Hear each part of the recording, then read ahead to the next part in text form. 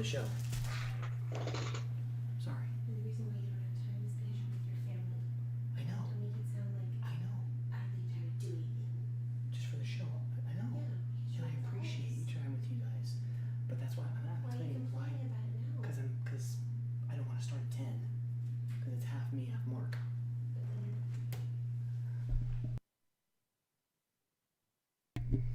All right. Ladies and gentlemen, what's going on?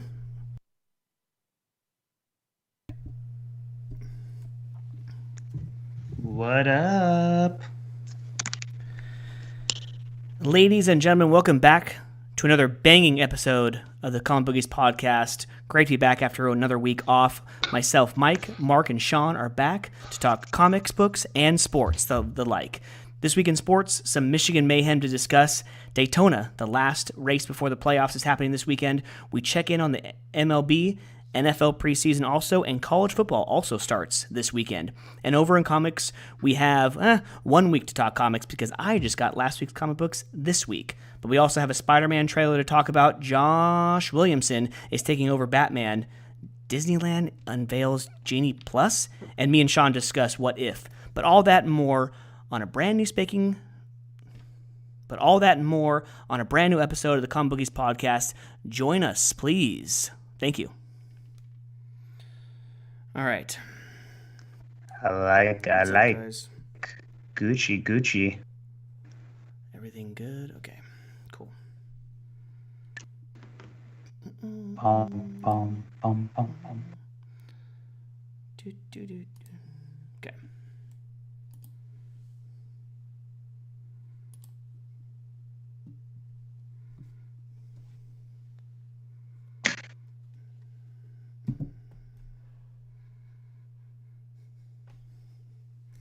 You guys ready to go? Rock and roll, brother. Mark, good?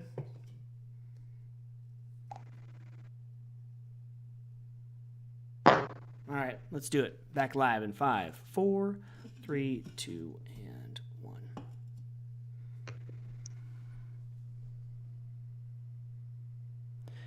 And we are back, ladies and gentlemen, with the Comic Bookies podcast. Please crack open a drink, if you will. Tonight I have a nice light Coors Light for everyone. You know, a little leftover from a party we had a couple weeks ago. We'll get into that a little bit later. But again, welcome back. Episode 123 of the Comic Bookies podcast is here. You'll just have to bear with us for a few more weeks of doing this whole every other week BS thing. But yeah, I'm getting more and more used to the work schedule. But it's nice to see your guys' faces.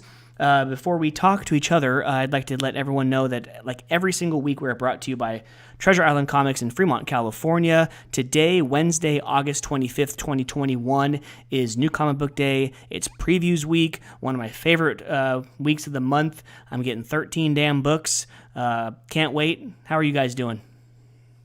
Episode 123, man. Definitely good. It's crazy because these every 2 weeks are starting to feel longer and longer, but happy you're transitioning good to the new job. I know Mark's back working, doing his thing. All the kids are back in school. We're all healthy, it seems like. Thank God. Family's doing good. Cannot complain. Mark, how you doing, brother?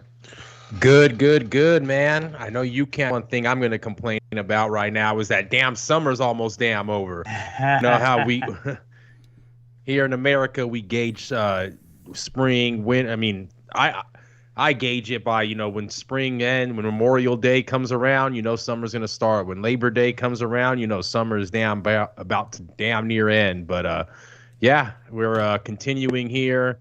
We do need the rain, so looking forward to the fall and the winter seasons. These damn fires are crazy. I don't know if you guys have checked it out, but the AQI, the Air Quality Index in South Lake Tahoe, and I believe Tahoe in general, is just crazy, man. I mean, I think what was it, 2 or 3 years ago here when it got that bad and it was orange and the sky, the sun. I think that was last year actually, but I mean, it's been pretty bad down here. But I think you can probably add ×2 to what Lake Tahoe was dealing with.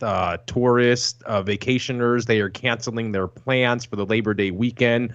They were going there, and it's crazy, man. I mean, California is just on fire. I mean, literally and figuratively every year. in the summer, but it's just crazy, man. It's scary that when I drive to Tahoe in certain areas of my drive now, when I go visit up there, because it's 3 hours from where we're at, crazy that I'm going to see a bunch of burnt forest wildfire land now instead of the beautiful, trees and Sierra Nevadas that I'm used to. But here we are, man. Crazy. Get to see you guys again. It sucks doing it every 2 weeks. I feel like, every 2 weeks seems like it's 3 or 4, but love to talk to my brothers. But yeah, how are you guys, man? Excited to do 123 with you guys. Let's get it. Welcome all the fans from around the globe. Yes, sir. Welcome everybody that's tuning in live.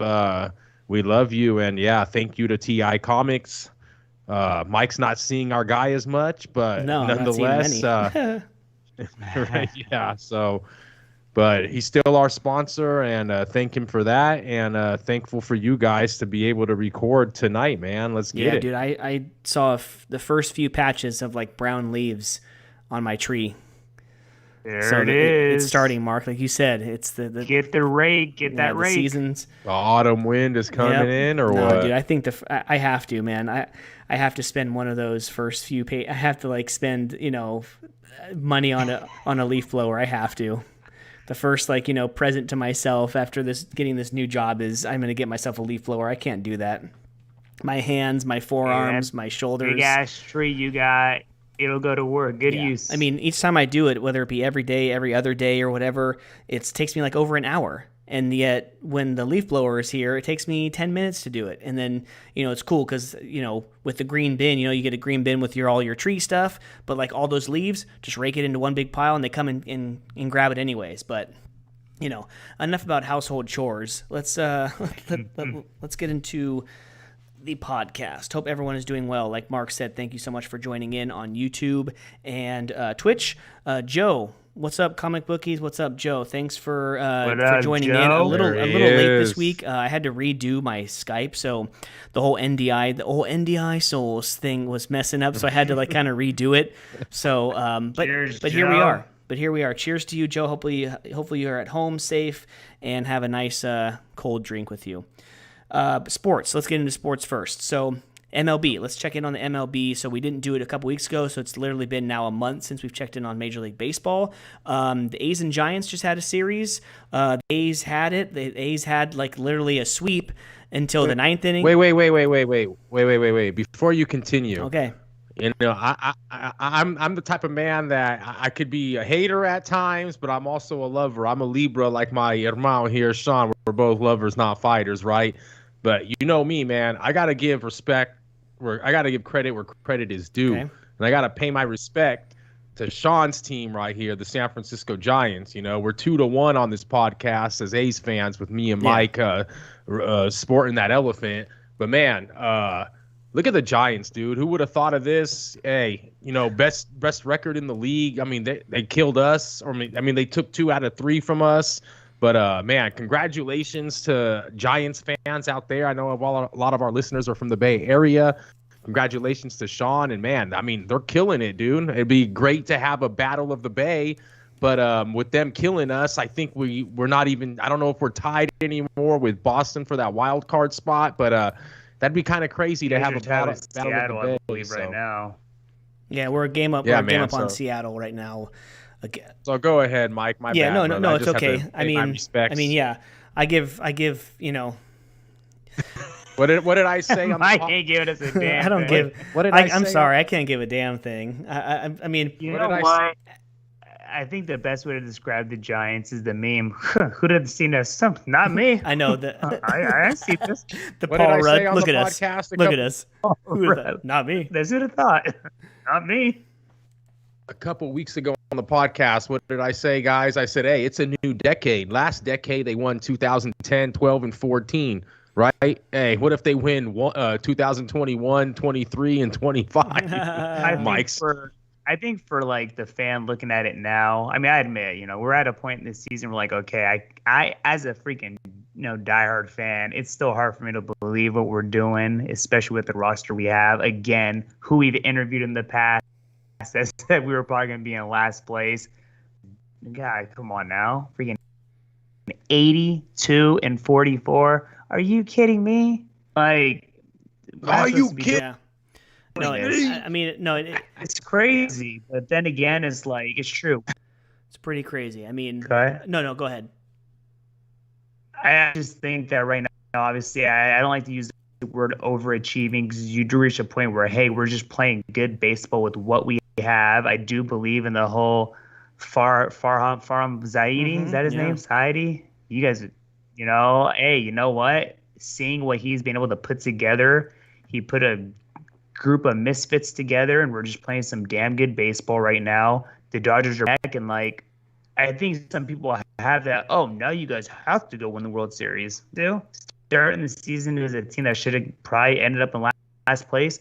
We make the playoffs. You already won this season. You've already, of course, the World Series is always the goal. But like, I don't know. It's just been really good to watch, man. And I mean, you guys too. You guys may be like struggling, but if 13 games over 500, 70 and 57 is struggling, then hey, I'll take that any day also. Yeah, it's true. And then with the injuries, I mean, if we have a good rest of August and into September, we can get close to that 100 win mark, like Casey Pratt was saying. But yeah, and it was also a good series. The A's, coulda, woulda, shoulda. They could have had that sweep, but they gave up a 2-run home run in the ninth. The next day they gave up a 2-run home run in the eighth. But at the end of the day, that's not like, oh, freaking bullpen. Yeah, it's like half that, but it's also half of like timely hitting and just clutch baseball by the Giants, stuff that we saw 10 years ago. Geez, it's just 10 years ago, dude. Can you believe that? 11 years ago since they won the first out of 3. It's crazy. But I mean, it's going to be a great rest of like the last, 5 weeks of the season and into the playoffs. Looking at the wild card right now, you have the Yankees and the Reds, of course, the AL East. The Rays are in first. Yankees and Red Sox are in first and second in the wild card. The A's a game and a half behind the Red Sox. And the Mariners coming up 2.5 games behind the Red Sox. And, of course, the Dodgers, they're up 11 games on the third-place Padres, who are only a half a game behind Cincinnati, who surprisingly is doing pretty well. Cincinnati, like, not very good away from the, from stadium, but they're pretty good at home. Just playing. I think it looks like a meek Central this year, fellas. The Cubs are down there. Pittsburgh's down there. Yep. Philadelphia's down there. Like, so besides Milwaukee, 2 or 3 wild card teams. Rangers have the inverse. Rangers have the inverse of the Giants schedule. Instead of 82 and 44, they're 44 and 82. I know, right? Jeez. I think it's still 2. Is it still 2, Sean? I don't. So think... it is 2. I think it is 2. Okay, yeah. I think 2. No, yeah. Okay. I think the only change was that it was a 3-game series, not the just 1-game playoff. Because the A's finally won one last year against the White Sox. Shit, A's better fucking get it going too. Yeah, you guys are freaking on the outside looking in. Yeah, game and a half, 5 games away from Houston, so we're within striking distance. The only team that really looks like they're like far and away, I mean, Milwaukee's 9.5 over the Chicago Cubs, and the White Sox are over the Cleveland Generals. So, I mean, something to look forward to. Some of those teams are pulling away. I mean, it's going to be a good race for the East too. Boston kind of fell off a little bit. Yankees are only 4.5 games behind Tampa Bay, so it's going to be some good races to end the season. And you know what? The Dodgers are only 3 games under the Giants, so all it takes is 1 week of like losing 5 of 6 or whatever, 5 of 7, and boom, you're in second place. You've been in the first place the whole year, and all it takes is 10 days of bad baseball, poor timing, and the Dodgers are hoisting the NL West of 2021. Who knows? So it's going to be interesting.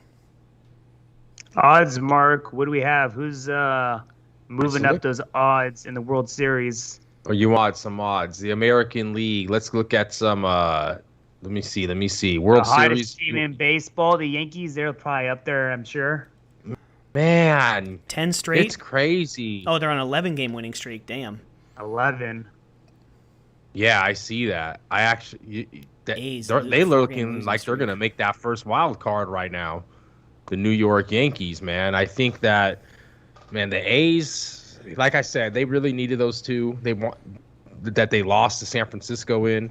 But, I mean, they're still there. Still a while to go. They're playing bad baseball at the wrong time, dude. They're 2-8 over the last 10. It's not looking good right now on a 4-game losing streak.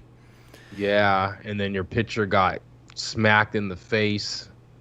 He took a beeline to the noggin. Yeah. That's a big blow too. World Series winner. I'm sorry, they are not giving the Giants much love. Why? They don't think. Not. I mean, they've been doing it all season. I don't know why be able to carry it in the postseason. I mean, they're handicapping their pitching, I'm thinking, but I mean, I don't know. I mean, there's still pretty good odds, but the Dodgers maybe experience, like once you get there to that stage, it's a little different. And the Dodgers have been there, different. 2-3 years in a row, winning one. So, I mean, I'm not surprised. But then again, you were also surprised that they won 3 out of 5 too. It was just the team that they put together. They, after every World Series win, the next year they didn't even make the playoffs. So it's just like one of those years where they struck when the iron was hot. They played great defense, timely hitting, amazing pitching, especially in the playoffs, from these teams. And maybe you'll get that again, or maybe you'll just get an utter dominance by, LA in the West. I mean, in the NL. I don't know. They prop, yeah. Los Angeles Dodgers 3-1 sitting currently right now. Houston Astros 4.5-1. You got the Rays 6-1. The White Sox 6.5-1, which is equally there on par with the Giants at 6.5-1. The Brewers 8-1. The Yankees 8-1. The Braves playing pretty damn good baseball, but 16-1. And unfortunately, Mike, I mean, you got the Boston Red 20-1. Sitting there, I mean, they were doing pretty damn.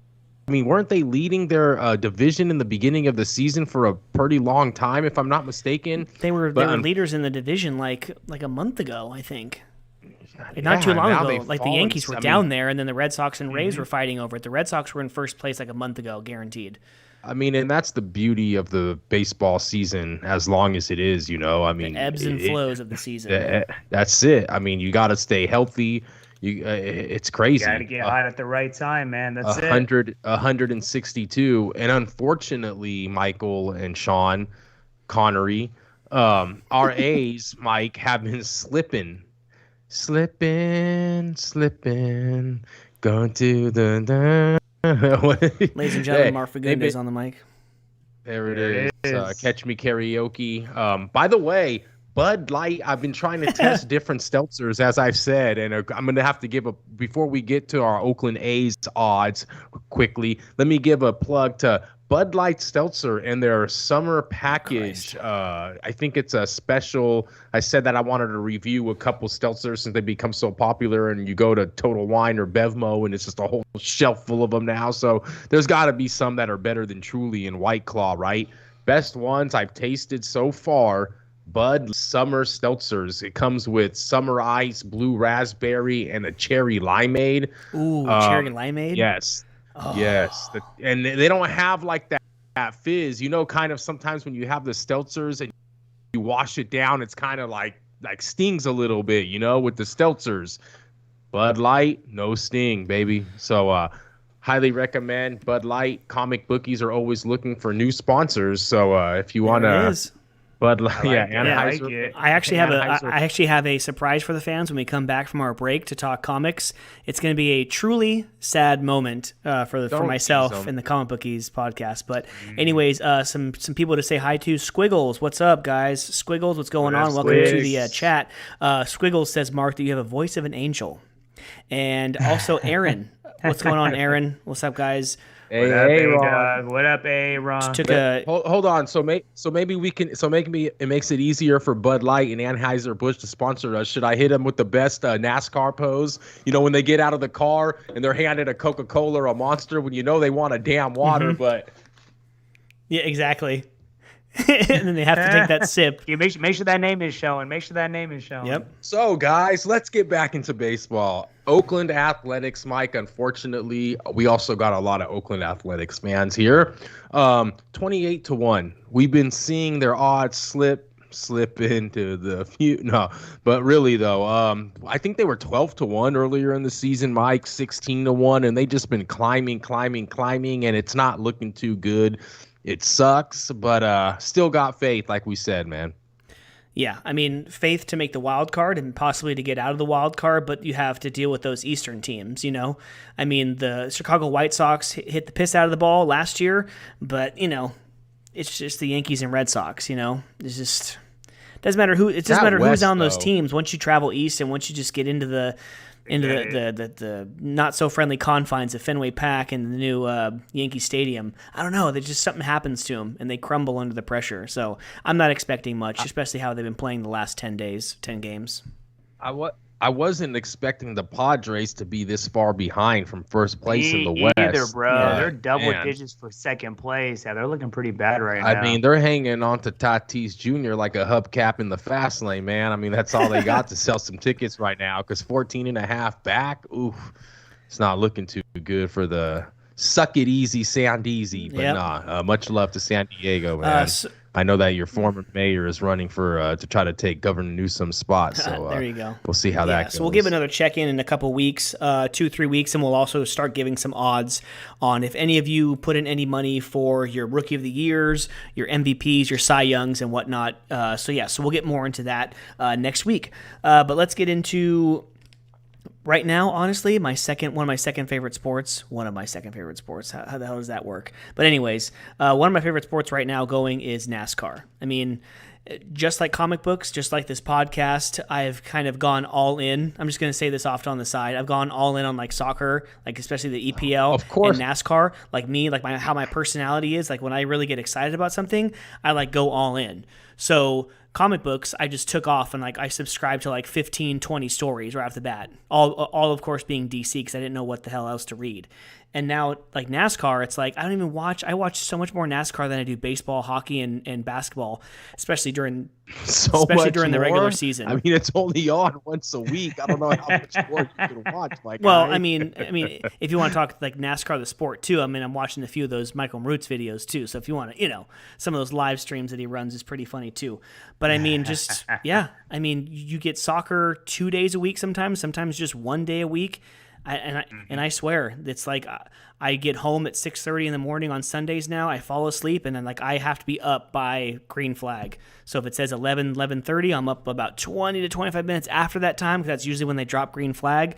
But I have to be up. So especially this weekend after the mayhem that went on at Michigan, Ryan Blaney takes I think his second or third win of the season. You have the second Daytona race coming this weekend, the last race before the playoffs start. Actually, finally, I think since we've been taking every other week off, we've run into courses where we couldn't talk about it, like the Indianapolis Road Course, and what was the other one that we couldn't talk about because there was no, data.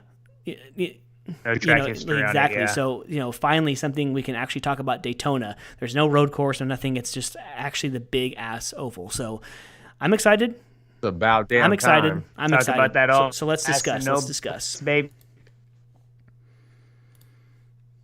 What are we discussing? Were we talking Michigan? I mean, Or are we go talking back. Daytona? I mean, I wasn't able to watch a lot of the race. I was out in SF just hanging out with friends and stuff. But yeah, I caught the last 25 laps or whatever. And Ryan Blaney takes it. He overtakes the Hendrick boys and Larson and Byron. It was a really good finish to the race. And I had hoped that I'd watch the whole thing, hoping that the whole race was kind of like that. So it was really enjoyable, those last 20 laps. It did look pretty good and shot out Ryan Blaney because I usually to finish top forward, but I actually took Ryan Blaney, not expecting him to win. I could have got better odds, maybe about 12-1, I think, if I would have took him for the win, but who would have? So I took him on a last minute. I mean, I had to scratch. I mean, it was a game time decision, and I scratched Joey Logano because, see, this happening comes into perspective. And I'm not saying this is why he crashed or anything. Joey Logano, my guy, he hasn't been as good lately, but I caught wind that his spotter and Brad Keselowski's spotter actually switched positions. So TJ Majors went over to the number 2 car. The number 2 car, I don't know his name, but he came over to spot for Joey Logano. If Majors was Dale Earnhardt's old spotter when he was damn near, I mean, that's how Dale Earnhardt won those Daytona 500s. I mean, TJ Majors, in my opinion, is one of the best spotters in the game at relaying information to his driver, and he was Joey Logano's spotter, and now he doesn't have him. So that was a game time decision. I said, you know what? Blaney did pretty good finishing second at that road course in Indy. And I said, I'm going to take Blaney this week. I took him to be the top performing Ford, and what do you know? Guy wins the whole Good race. call, So my man. I like thank you, it. Mr. Ryan, for that. We are the Comic Bookies podcast for a reason. We are the Bookies anyway, but no, we're not the Bookies, actually. I don't want to be the damn bookie. That's too much work. Right. But nah. Going into, I actually know somebody that's going to this race live in Daytona. Lucky. And That's lucky awesome. guy, but it's a Saturday night Ooh, race. no. Excited for it. Yeah, Saturday. Oh, ooh. You better You have didn't that know. handy YouTube TV on your phone I going, can't Mike. do that, dude. You didn't know. You didn't know it was a Saturday nighter. I did not know it was a Saturday nighter. God dang it. Actually, when I actually found out it was a Saturday nighter before, and I thought it was on Labor Day weekend. And I was like, oh, maybe it's Labor Day weekend. That's why it's on Saturday night. Do you But have anybody sitting next to your cube, or do you have the nice little wall that blocks your I'm left pretty side? I'm pretty Look, separated. I don't get put into my new cube until September 10th, like my permanent one. So I'm like using someone else's right now, but I can't. you guys are live. You guys can Oh, see the depression on Michael Biela's face Damn right it, now. man. I I mean, didn't know it was Saturday night. one of his it's his second top favorite sport right now, guys. It's Can't one watch of it. my Watch second favorite sport and sports. And back to that, actually, asshole. You know what? It's easy for it to be your second damn favorite sport when your damn driver's winning every damn thing on You see four that wheels these paint scheme days. for last week and this It's week? weird how that Oh, works with Mike. I'm starting to think with Mike, anything that his team is winning becomes his favorite sport. It's just like rotation. It's like secular no, no, rotation. no, no, no, no, Rotation. no. I mean, if you still ask me, I still would take like a Raiders Super Bowl, Let us an hear it. A's World Series, and a There Sharks it Stanley Cup. is. I would take all three of those over a Champions League win by Man U or a championship from Kyle Larson for sure. But like actually just like watching it and enjoying it, of course it makes it easier to watch the whole sport when the person or the team that you like is actually doing better than, the Raiders or the Sharks or the A's in the playoffs, I mean, don't worry. You just picked up the linebacker for Perryman, Carolina, baby. Yeah. So, And according to Aaron and Squiggles, the A's need to pick up Chris Davis. I see enough strikeouts with Chapman. I don't need to see any more strikeouts. Every 20 at bats have a home run. Yeah, Chris Crush Davis. No. Hey, where's he playing right now? He's playing like with the minor league team right now or something. Yeah, I think so. I think he's in somebody's organization. Yeah, right I forgot whose, but yeah, apparently they want Chris Davis to come up, and I don't. 220 average, but you get 20 bombs. I'm sorry. I hate. Yeah. So back to Daytona. Actually, speaking of Kyle Larson, his last two races there, in February of 2020, so the Daytona 500, he finished top 10 in 10th place, and the Daytona 500 in February of this year, he finished 10th. So actually, he's not a great, restrictor plate racer, historically speaking, but the last two, top 10. Actually finishing in top 10 in some stages, leading a lap or two. So, yeah, we'll see about him winning, but I don't know if he'll win. if you guys want some odds real quick and get in before I get into it, I got a little bit of NASCAR news. Denny Hamlin, guys, right now 7.5 to 1 to win the Coke Zero Sugar 400. Yeah, by the way, track record there for sure.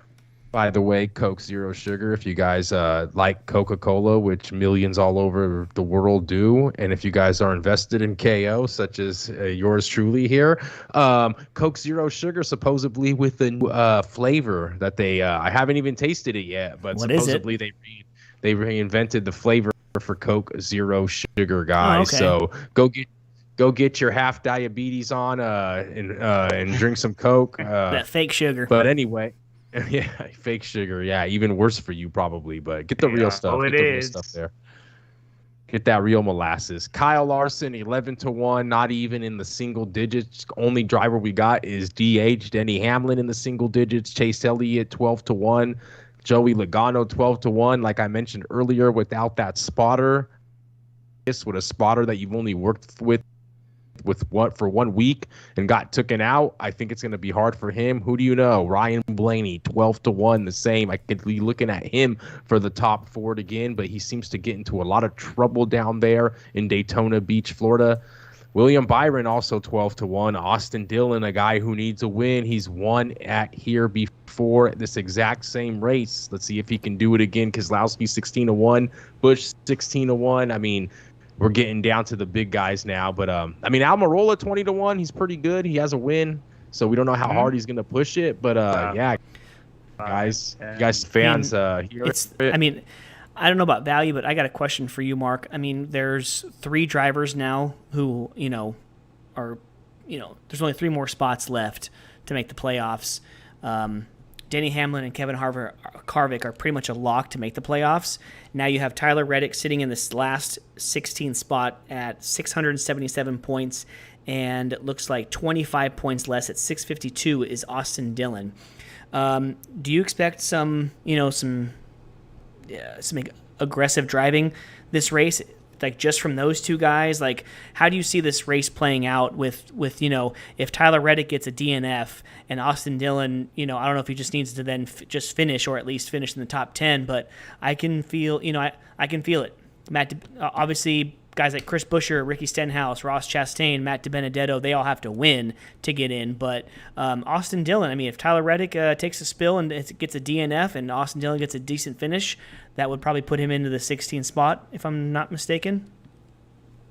We'll see, man. I think that those Chevys from Childress are going to be pretty quick. The 8 and the 3 of Reddick and Dillon, respectively. Right? But, man, that Matt DiBenedetto guy, man, that you're mentioning, he wants it. He's going to lose his ride to come in. It's the Haley. Oh, it's not Haley. It's the old his Burton, Jeb Burton, or not. What's his name? Burton from the Xfinity series. Oh, I forgot. I forgot his name, but yes, I know who you're talking about.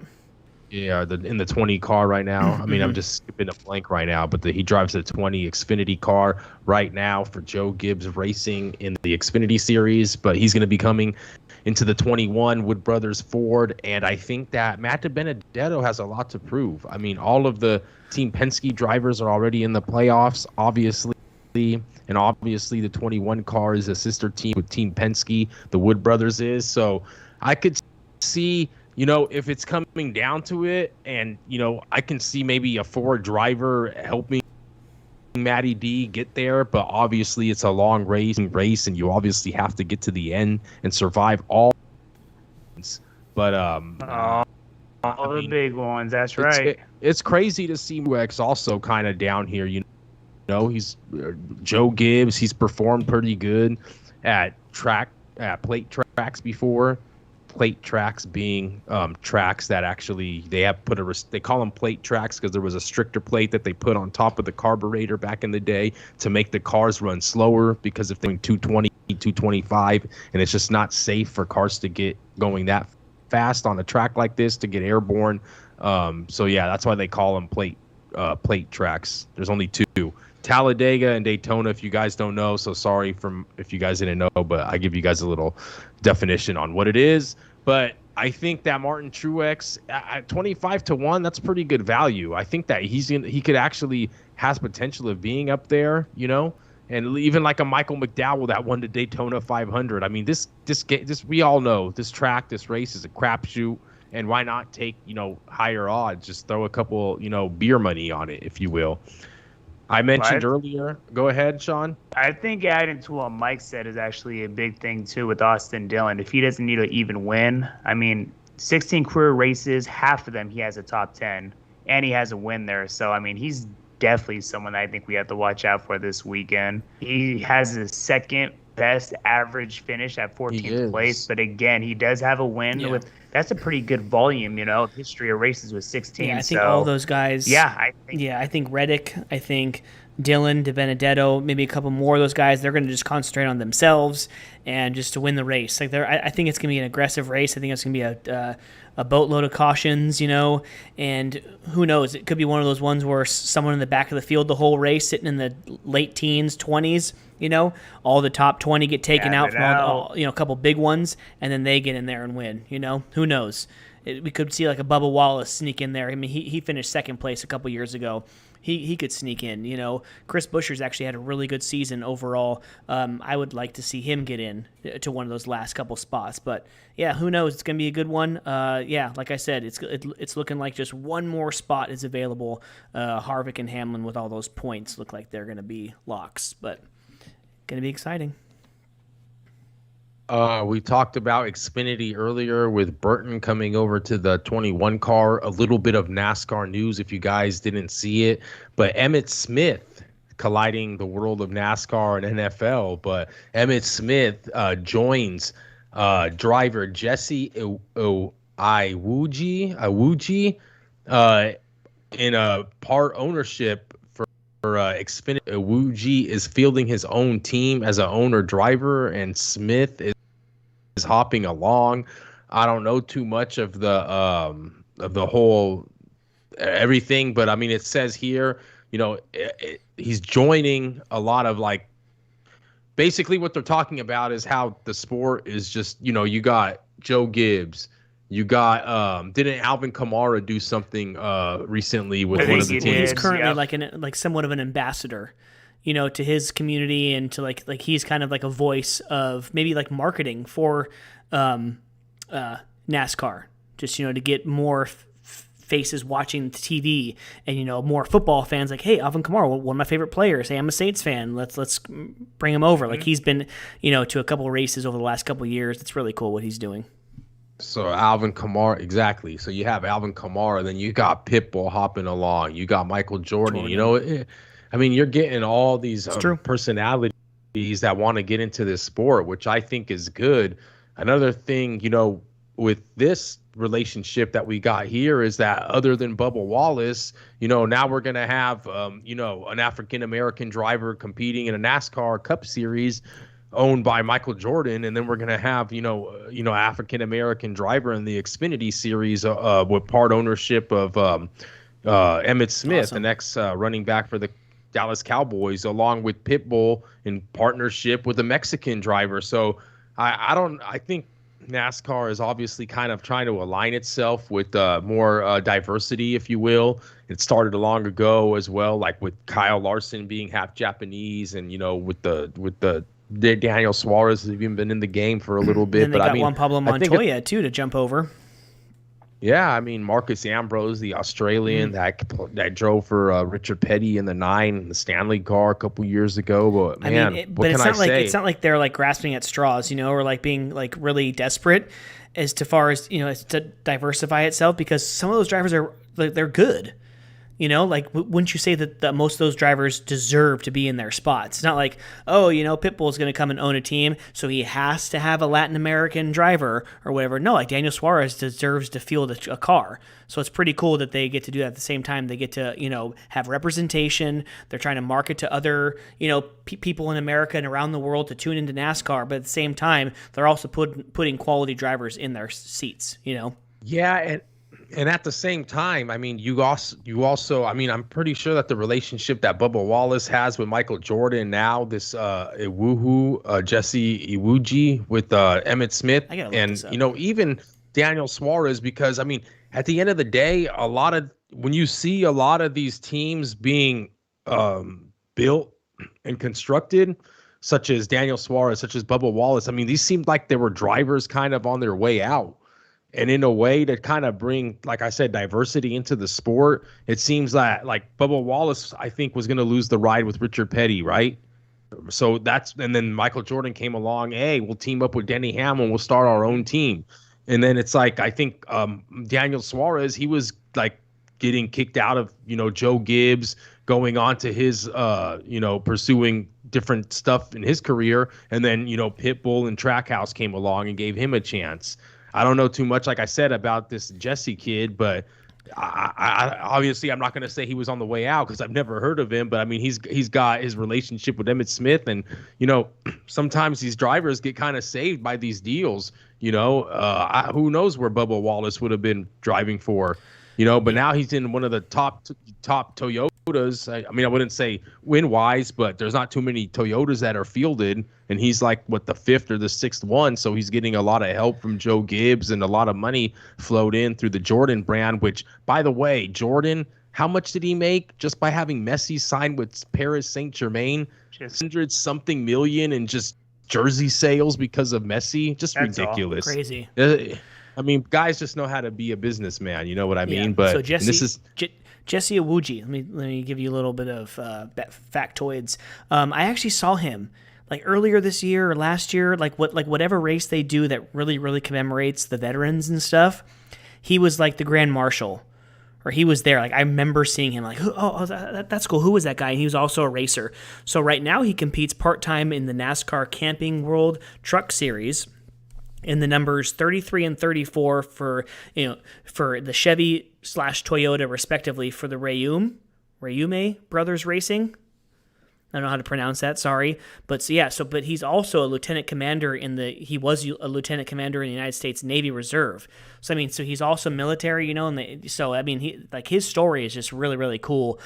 Just kind of, at face value at what I'm getting at here, but no, he's our age. Shoot, he just turned 34, Sean, so he's a little bit older than you. He's younger than me. It's great. Yeah, I man. know. So hopefully he can do some good on Emmitt Smith's team next year, but that's pretty cool. It doesn't look like he's ever been in an Xfinity Series, but yeah, so part-time for the trucks, and so now he'll jump into the Xfinity Series next year. Awesome. yeah, pretty cool, man. Yeah, so everyone- congratulations. I like it. It's Yeah, so everyone go watch that Awesome. Daytona race, not the Daytona 500, but like Mark said. The Coke Zero Sugar 400. There we go. Couple- So all It's gas, no 40 brakes, it's a- baby. So let's go. It's So 100 let's do football as a whole, just because preseason is like nothing really, something to write home about, and then Got college football starts this week. So let's do it. Let's encompass football as a whole this week. College football starts this week with a handful of games. The NFL's final week of preseason, right? It's only 3 weeks. Starts the final week, sir. including the our Raiders and Sean's 49ers play, which I'm actually surprised. Like, just because they went from 4 to 3, like, why do you still have the Raiders and Niners? I thought there was a reason why you didn't play them even in the preseason. But anyways. But yeah, football's back, buddy. Sean, I thoroughly enjoyed watching that cameo of Mr. Michael Fabiano, fantasy football extraordinaire, Yes. listing off our draft order for our League of Mediocre Douchebags, which is happening Sunday. September Sean 5th. screwed. Yep. Sean picks first, huh? Sunday. No, Sean picked No, last. I have the last pick, actually. Sean picks last. Your boy Yeah, Mike right here. He that. picks. I pick fourth. Sean picks last. I think I'm gonna set something up to where I can share my screen, obviously on like a Skype call, and then we're gonna do like a live feed of our draft. So it'll only take about an hour and 15 minutes if people want to tune in. But yeah, Sunday, September 5th at 6:30 p.m. Pacific Standard Time. So anyways, biggest story out of preseason, right? From the Jaguars, Tim Tebow is out. And Lawrence is in as starter for week 1. So that's pretty much what I'm And Etienne is out as well. In, out. In. right? That's a Broken blow, foot. bro. Travis Etienne. Oh, that's right. Obviously, Clemson. Lawrence's Frank. teammate. Yep. Lawrence's teammate at Clemson, drafted in the first round by the Jaguars, and now he's out, man. Yeah, that sucks. But Yeah, it's like that's like I think the one thing as fans that we just like. If we get through that in preseason, then we're happy. Forget winning, losing, who's looking good. I don't want no one hurt. That's what it comes down to. These players don't even care about preseason, but yeah, bro. hey, no serious injuries These in injuries are tough. no serious injuries in Santa Clara so far. That's good. Unlike last year. Ha ha ha ha ha. Yeah, I know we have a lot of very, very injury-prone type players, but hey, thank God, Kittle, Bosa, D Ford, Mostert, Garoppolo. Yeah, pretty much our whole starting lineup. Mark, what have you taken from preseason? Have you been able to watch anything? I'm kind of pissed off. It was going to happen, but the Raiders game was blacked out because like our area didn't get it, which I don't even know why they have that rule anymore, which is stupid because it was on the NFL Network and our game got blacked out, but it's not like they played another game. I couldn't watch NFL Network as a whole, so I couldn't watch the Rams and Raiders over the weekend. So Oh, so they didn't show your guys' game, period? no, it was blacked out in my area, and then so when I went to go into NFL Network to like say, hey, like let's just watch the other game that they're broadcasting. Nope, it was just unavailable.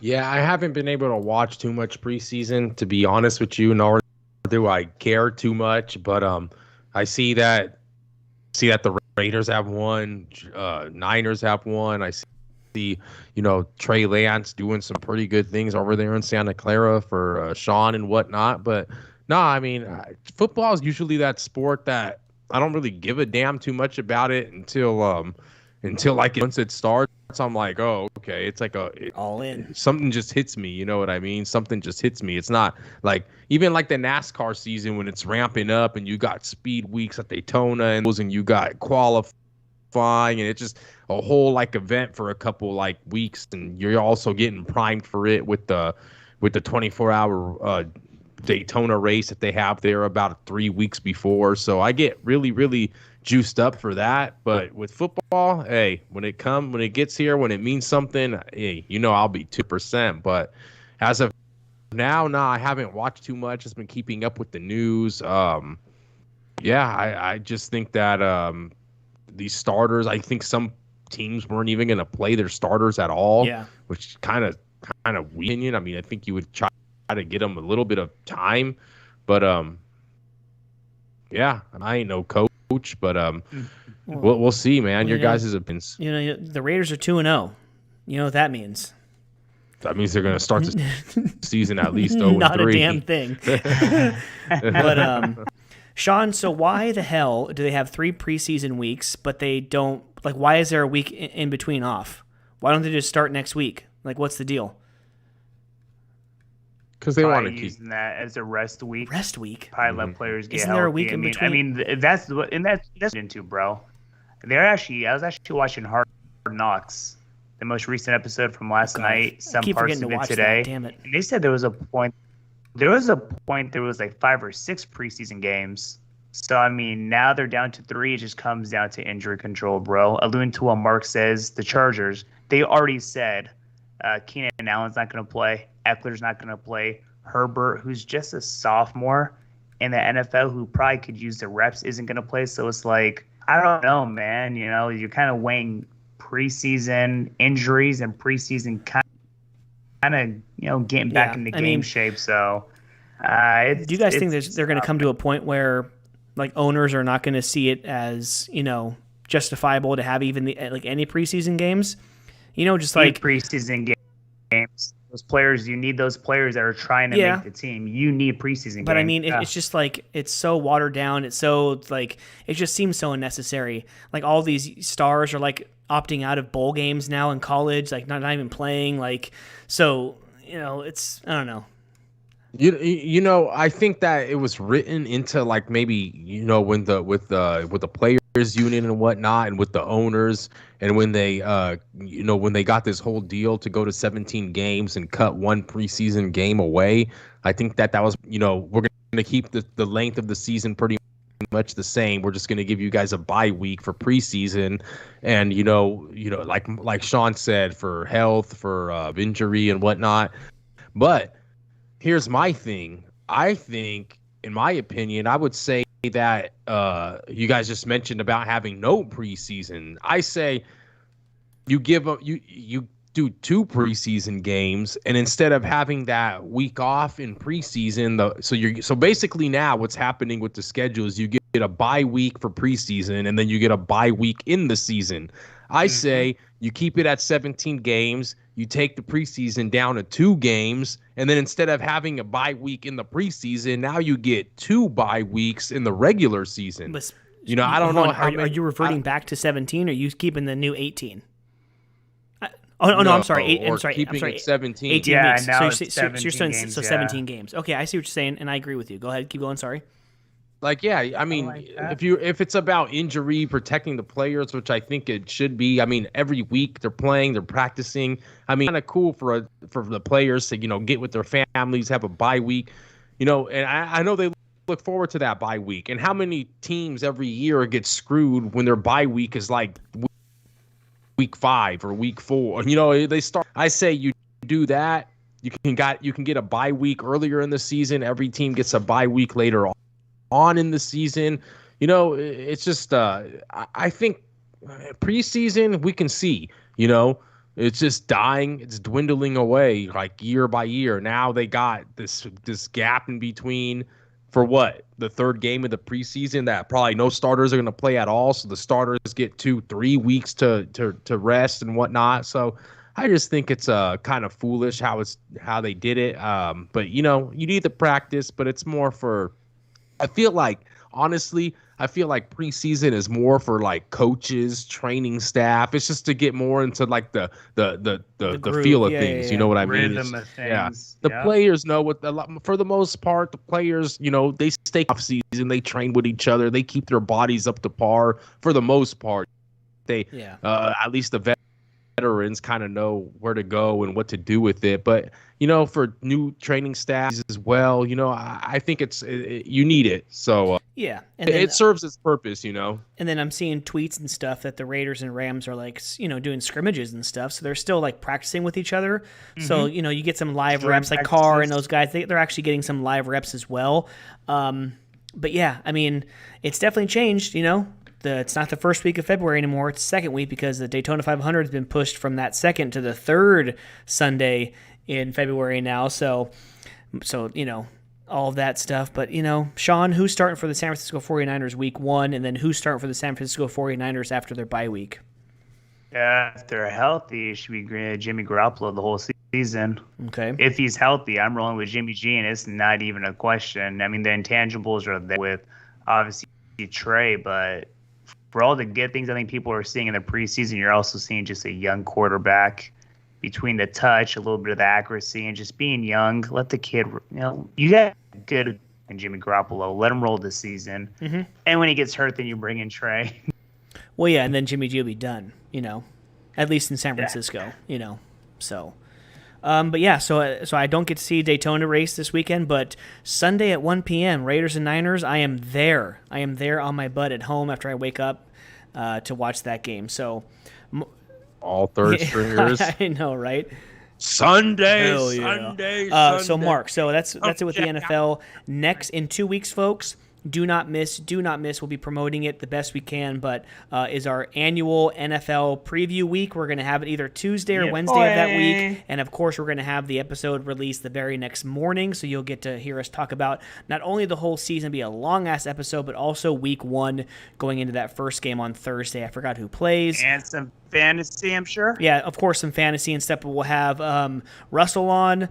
Our boy every year jumps on and talks about football, so we'll have Russell on. We'll have maybe another guest or two throughout the night to talk fantasy and everything. But yeah, it's going to be a fun little celebration to kick off the season. And then once that week starts, of course, then every other week we'll be hitting you up on Tuesdays and Wednesdays, or, just subscribe. That's all you have to do. Just subscribe to the pages, and then you'll get the notifications when we jump on. So before we end sports, before we go to our break, before comic books, Mark, you have a couple college football games to mention this weekend. I mean, yeah, we're actually getting into some college football this week. There's a couple who in the games MAC is that playing on Wednesday or Thursday? who played tonight in the MAC? Actually, it's not starting that early, but it is starting Saturday. When's Marshall playing? Yeah, when's Marshall playing Akron? The Zips. Come on now, when are they? Hey, come on, some action. Come on, everybody's. Hey, I love those games though. If you're a degenerate like myself, you can find an edge somewhere, right? But no, seriously, guys, if you guys, I know all our international listeners, since we got passports being stamped all over the globe these days, they probably don't give a damn about no American college football. But nonetheless, we do here. It's huge. We got Hawaii at UCLA. The first day, actually, we got 5 matchups with Big Ten, Nebraska, and Illinois. Nothing too big with our hometown heroes here, San Jose State. Let's see if they can keep the magic going from last season. I mean, what did they last season? They lost like 1 or 2 games. I mean, they were on fire last season. So we'll see what they can do against Southern Utah. Obviously, next week we get into a lot more games with not big matchups, but a lot more games. And obviously it's going to be in about 1.5, 2 weeks when we start getting into the meat and potatoes of the schedule with, obviously, Penn State, Wisconsin, we got them coming up, which is a Big Ten matchup. But we're still in the beginning stages of the season where you get a lot of these, give them to me games for Alabama's and the boys in the SEC. So San Jose State playing USC though, first week for USC. So Against who? pretty. I mean, Against who? US San Jose State against Oh, USC. San Jose State. USC, The baby. Trojans, yes. All right. So we'll see what they got, man. But Just off the I'm old excited. maroon and yellow. And USC starting 0-1 this season. Damn, that's crazy. Yeah. Georgia versus Clemson. Obviously, There we Clemson's go. lost a lot, but still ranked number 3. That's a number 5. Georgia versus ranked number It's a preseason revolving 3 in door, bro. Clemson. In 3 years, you're going to be hearing about that quarterback being like, oh, he's going to go, he's one of the top 5 quarterbacks going to go in the, Crazy. it's crazy. LSU's at UCLA. A lot of money for UCLA there. But yeah, we'll get more into college football once it starts ramping up, man. Once these games start going, once we start seeing a little bit of field and action on the pitch, then I'll be a little bit more excited to talk about. Right now, it's all just hearsay. Who say, there's too many games, too many teams, too many variables in college football to really try to dwindle it down to anything serious, right? So there it is, man. All right. Stay tuned for more college football talk, at least from Comic Bookie Mark coming in the future. There we go. Yeah, I like it, pay Mark. attention to his Twitter feed at Keeping It 100. He'll be posting a bunch of like lines and stuff week in and week out for anybody who's willing to or who's wanting to make some money. But we're taking a little break. We are 1 hour in. We have about 35 to 40 minutes left in comic books. So stay tuned. We'll be back in about 2 to 3 minutes. We're going to take a little urination break and grab another drink. So stay tuned. This has been the Comic Bookies Podcast, episode 123. Thank you so much for tuning in. We'll be right back. Urination sensation.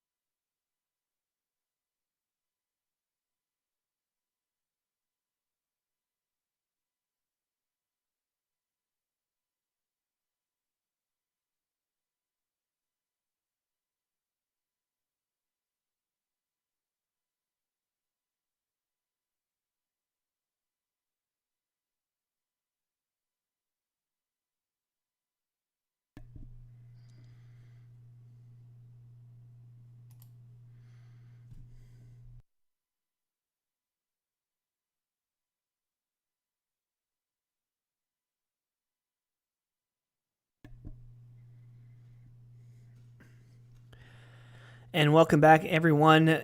The end of the superhero music. You know what that means. It is comic books time and entertainment of the sort. But first, like always, we are brought to you by Treasure Island Comics in Fremont, California. Go check out Alex on Wednesdays, Fridays, and Saturdays to get all your books, new and old. Start a pull list, and he can get you your books any way you like. You can go in there masked up and grab them yourself, curbside, or he can ship them to you via the U.S. Postal Service like he does to me. But we are truly, can't get this. There it is. We are truly blessed to have you back with us, ladies and gentlemen. This is a Black Cherry Plug? Truly. Who'd have thought? Right? Not me. Hey, I have to get rid of them sooner. I have to get them somehow. What am I going to give them to my next door neighbors? No, I paid for them. I'm going to friggin' drink them. You guys only drank like 3 combined, so what the hell? Yeah, I've been the seltzer aficionado here, and I'll tell you, Truly is probably my least favorite. Really? So it's one of those you take some Bubblicious and just... And There's then a couple put flavors the that are cap on. pretty good though, Mark. I've tried like 5-ish. I think I had this Bud Light one that I just mentioned earlier. Once again, Bud Light, Anheuser-Busch. It's not bad. But this one, then the Topo Chico, then I'd probably say White Claw, and then the Corona, and then the Truly. But I know I've heard people that really like Truly, but I mean I didn't enjoy it as much. But I mean, it's enough with the stuff. It's not a triple IPA, but you know, it's something. It's something. Triple IPA. I don't know enjoy that either. Jesus, triple. Woo. Come on now, got to get that. Got to get the three finger IPA. What's that? What's that? Cat Williams when he drinks that. Yeah, some Zambuki or something. That shit unleaded. Although I did have 2 D-Nogs. Shout out Drake's Oh, Brewery. 2 in in one sitting? Damn. 2 D-Nogs at that Lucille's barbecue. Oh, wow. Like 2 16 ounces? Yes. Organized. 12, I think. They came in like Either way, that's like a 9 point something percent, bro. That'll put you on your ass. That's why I hate those IPAs sometimes, because it's like you have IPAs, you have to come into the IPA on an empty stomach. You have to like really control your food because they're just too filling, man. You hate yourself. You have 3 Lagunitas with a barbecue dinner. You hate yourself the next day. You can't have barbecue dinner with Lagunitas, bro. Oh man, you gotta have a side salad, bro. A poke hold the dressing, bro. Yeah, some sushi or something. Not even. I like my Asahi or my Sapporo with that sushi, boy. That Japanese Pilsner, that's pretty good, man. I mean, yeah, but I eat so much sushi that I also walk out of there needing to, be wheeled out in a wheelbarrow or a wheelchair. Like that big old 32-ounce little ball that they give you or whatever, like Sapporo or whatever, or Asahi, man. And then you have 2 rolls, maybe some of your daughter, like my daughter's teriyaki chicken that she doesn't eat. Oh man, or the tempura shrimp, and then you're getting a couple sake bombs on top of that. Sake bomb. There you go. But there's this dude right here, real quick though. He takes. I don't know if he does it anymore, but. Like he used to take down the street on Jarvis. Yeah, he used to take the sake bomb with the customers. We went there, all 3 of us together one time. Yeah, exactly. Right. Shout out old Japanese boy. Right. I used to take sake bombs with us. So the Comic Bookies podcast, we talk sports, we talk seltzers, sushi, and now comics. And so let's do it, fellas. I actually wrote down all the comics of the week, so I didn't have to go up on League of Comic Geeks. Shout out League of Comic Geeks. To look up all the books, but DC gives us Detective Comics 1042. Again, it's gonna be every other week here, Mark. We're getting Detective every week that we actually record. Action Comics 1034, Wonder Woman 778, Robin number 5, Superman Son of Kal-El number 2, and I'm excited for this one, Superman vs. Lobo on the Black Label side. Number 1 comes out this week, today. Amazing Spider-Man number 72, Thor 16, Wolverine 15, Star Wars Darth Vader 15, Alien number 6, and the much anticipated, as far as I know on the dark web or whatever, Darkhawk number 1. All these, all the underground, the Reddit places that are talking about how valuable this one's going to be, so we'll see. Excuse me.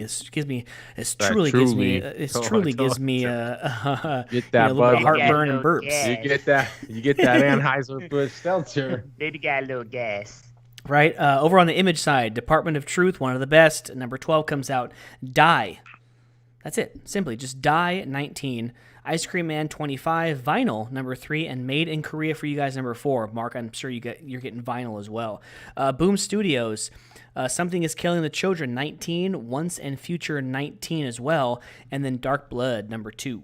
And over on AWA, Resistance Uprising number 5 is also out this week. So, gentlemen, you know what? I really don't have like a preference or whatever. You can talk about stuff that you read from this last week. Unfortunately, we had a mishap with the DC books, so they didn't get delivered to our comic book store until Friday. And so that way, so then that means that my books didn't get shipped out until that Friday. So I really didn't get last week's books until today.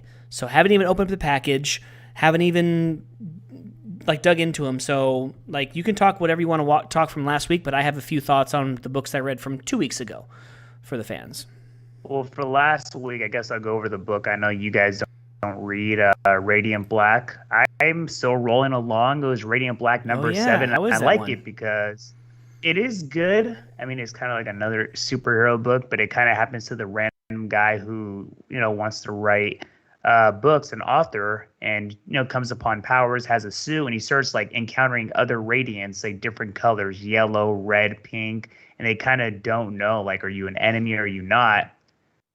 All to find out that there's like an ultimate Radiant who's basically the villain. So kind of, typical villain hero. But it's really cool the dynamics they're kind of creating between these kind of like smaller Radiants, like your average Joes who basically get powers. And they have to kind of work together and eventually go against this like ultimate big old Radiant. Cool story so far. I'm actually really liking it. I did hit like, number 3, number 4. I'm like, okay, is it kind of getting a little slow? But it's definitely picked up. I'm liking it a lot, actually. So I'm definitely going to roll with it and keep it going. You read Home, Sean? Did you finish up that series? What'd you think about that at the for its final offering? I did not read the last one yet. You did not read it yet. Moon Knight. Sure. We read Moon Knight. Sean read it. Moon Knight, I did read it. Yes, sir. Your thoughts on Moon Knight? I know you said you didn't really think too highly. Number 1 was better. I did like number 2. I mean, because the thing is, he's almost like he can talk himself out of situations now. But I definitely like number 1 a whole lot more. Number 2 is just a little slow for me. I don't know. I definitely like the character in general. Because I know when Mike and I talked the previous episode that we had that we all read number 1, it's a new character to me. So when I kind of like get to know him as a character a lot, just actually through his dialogue. But no, as a character, but number 2 is just a little too slow for me. Just a lot of talking. So, I don't know.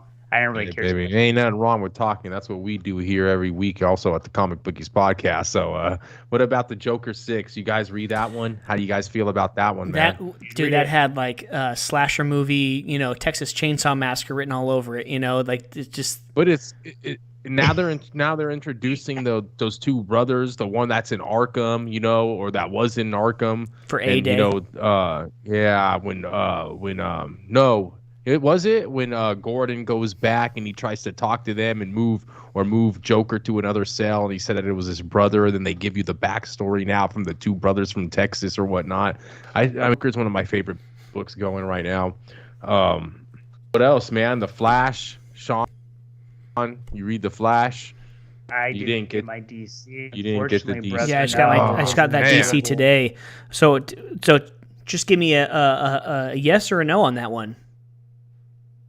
Yeah, I'm down with The Flash, man. Here we Pretty go. good. First back. Down, then we are. You guys down. remember in 772 that obviously him and Heatwave was diagnosed, I think, with a cancer. Yeah, terminal cancer. Came out. He was supposed to be doing good, but that boy, you was doing good, now you're doing bad. Like, shout out Keek the Sneak, but no, he was supposed to be doing good, but then he went on a little rampage. Let's just say this: the Flash. In this time, it's Wally West doing what he does best, Wally West, and kind of calming them down, and that's what I'm going to leave it at. So when you guys read it, you guys will know where direction it's going to go. 74. All right. But Mike, Pennyworth. Yeah, I know you. I have that. it right here. I enjoyed it, especially since it's like a 7-issue miniseries, so it's like it wasn't unbelievable, but it's like, you know what? I did enjoy that one. And this is why it has like Go ahead. I was gonna say this is why we do. We're kind of 2 weeks of books. There's a lot of stuff to I go know. through. If anybody's there, shoot. I mean, if you guys want us to keep talking more about a book, ask us questions. If you guys want us to, and some, because I know we're kind of just going through them. But man, I mean, let us know what you want us to talk about. Recommendations too, guys. These are definitely like a good recommendations too. I mean, I think that's one especially like how Mark alluded or Mike just mentioned how Pennyworth, a little 7-issue miniseries, and it's a cool little book. Like it is actually Pennyworth focusing on. Oh, I really like it too, bro. Pennyworth actually kind of reminds me in some ways of like a Bond. Yeah, of course. I don't know if it's just you, but no, I like it though. It definitely means he's younger, so he's actually A like Bond, bondage, yeah, a bondage type Bondage. character. But no, you're right. Like how he Who came would up, do like that? in the military and just being like who he was and all the skills that he brings.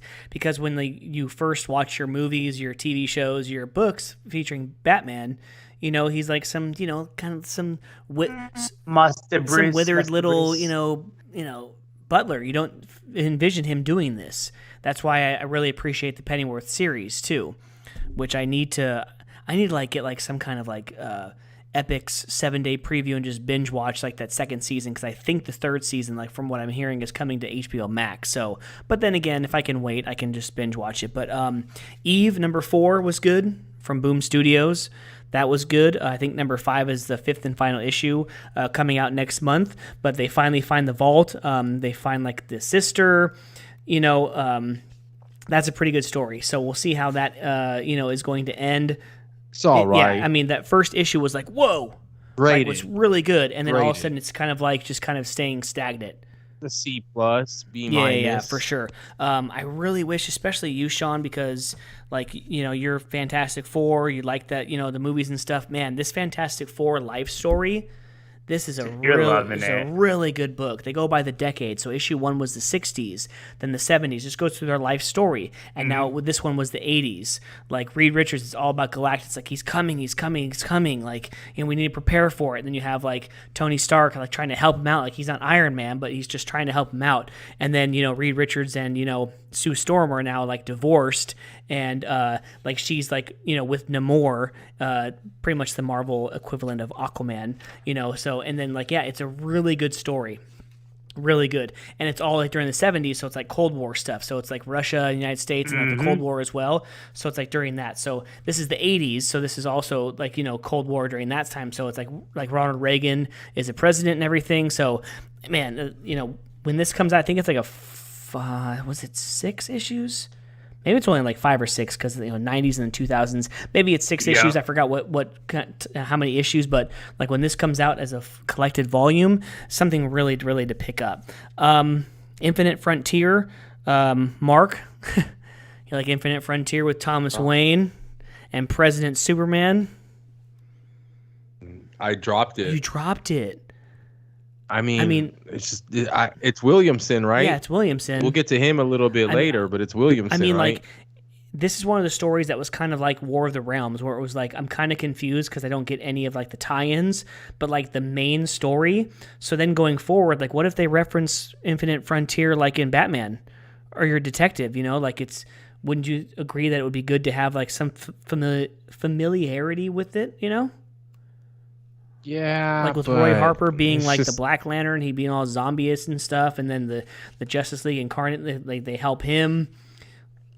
Like I understand where you're coming from. Nah. And Psycho Pirate, I understand where you're coming from. It's a lot to take in, especially since a lot of these characters, pretty much 90% of them, you have never read Psycho Pirate. Yeah, you've never read in any other story. That's that could be a don't tell the new fans at Allegiant Stadium that they might that might be what they want to be called. We were called the Black Hole in Oakland. They might be wanting to call the Psycho Pirates, man. There you go. But I mean, like this, 4th of 6th issue was pretty good. I don't know where it's going to go if we're ever going to finally It's just see. too much for me, I know. man. I know. It's too much for me to take in. It's too much a twist on the detective, the Batman stories that I'm liking right now, the Harley and what they're doing in that type of realm. And Yeah. it's just Yeah. I mean, it's just It's too much for sorry if you guys You're hear right that. here, Mark. We got a HP laser jet printer going off in the background. I don't know what Nothing my wrong with wife is that. probably printing at this moment, but sorry if you guys hear that. I like the story that I'm getting as that's off the Infinite Frontier. That's a lot, there's a Fear State coming out pretty soon. Yeah, true. There's too much that they do. I guess I'm just trying to stick with like the main not the dessert, not the appetizer, just the main course right now, if you will, right? On top of everything else, that I'm reading as well, with my smaller publishers, because you guys are gonna hear it because I'm gonna get it in like 2 months, but I actually got a book from a publisher that I don't know if you guys have ever even gotten one. I think I'm going to be the first host on the Comic Bookies podcast to introduce Oni, O-N-I. I know you guys see him Oni in Press? previews. Oni Press. I got one this week from Top Cow. There it is. I got Saint like Mercy it. #1 from Top Cow. I think they're just how like Skybound's under Image. I think it's under the Image's name, but yeah, Saint Mercy So #1. So I got that this right week. there, is where I have to make a decision. Do I keep going with more and more and more crazy, just DC multiverses, universes, or do I dwindle that down a little bit, keep my main course of my main DC's actions, Batman's, whatnot, and then subscribe to more different, Very truly right there. I like that. Pull different publishers, pull an O&I Press, pull Eat the Rich from Boom that I'm gonna get into in a second. But man, when I get this, you're gonna love this once you finally get open it up right here. Maybe make a Bro. YouTube video of it. You're gonna love this. You're gonna love Bao Fam. Finally get him back, and we get appearances by.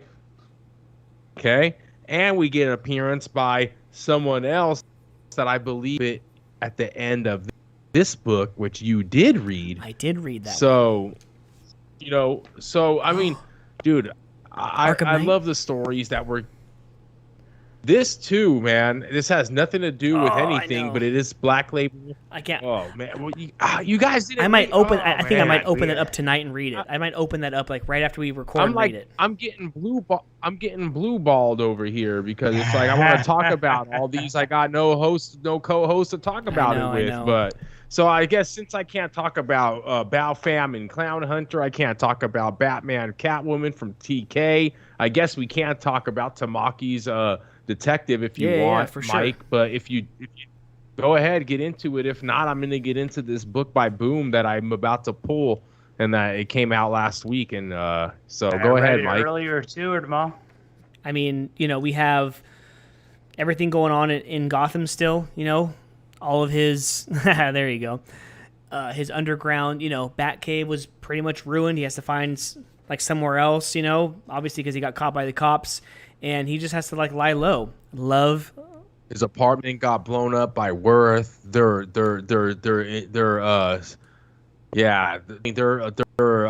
siphoning out Ville's parasite bacteria, and they put it into a dart gun and got And they're exactly. They're infecting other people, including Batman. Yeah, so I mean, this story is getting crazy and detective. And Sean, shame on you. You know why?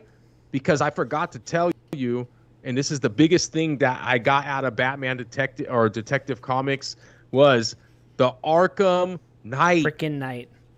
Supposed to be in a morgue Mike. from that A-Day Huh? explosion, and she's gone from the morgue. They check her little. They pull out her little. Yeah. Arkham She Knight gone. Astrid Arkham is not there. So we've somewhere been along doing- the line, We've been doing this podcast 123 episodes now, and we're talking about Arkham. What? It was in the first 50 episodes. I mean, this was we were. issue. That It was a issue while 1000. It was 41 issues ago. ago. Yeah. So that's crazy. I don't understand what their thought process is when they take out, like we mentioned. I just mentioned Clown Bao Hunter, Fam, Bao yeah. Fam, right? They take him out for so long, they get you going, and then they just, man, it's like a drug, bro. They give you to you, they give it to you, and they take it away, Yes, man. and then of course the last page. Gotta keep Of course, the this. last page you have Jason Todd Red Hood at the very end, so we'll get into him more a little bit later when I want to talk about Titans. I've watched the first episode of the new season, just the first one. I didn't know that they were releasing the first 3 episodes the first week, but I did watch the first. So Eat the Rich, guys. Go ahead. Boom Studios, Sarah Gailey, Pyrrhus Bach, Roman Titov. Man, I can take it. You really liked it. It was pretty good. Did you read it? Rich? I did. Oh, I didn't know you got it. Okay, let's talk about it then, man. I did. What do you It think, was dude? Cool. Did you Man, read Red Border from AWA, the 4 I issue? didn't. Okay, didn't. so it reminded me of Red Border. What was it? Twilight. No, and like a kind of, it was like a Red Border kind of mixed with the nice house on the lake. It's like a horror, it's a nice right? house out there. Sure, like dude who hasn't seen his like friends or people in so long, and the last time he's seen them was the last time he ever drank alcohol. But it's more than that. That's where you kind of start realizing, like he's going up there with his girlfriend, whatever she is to him.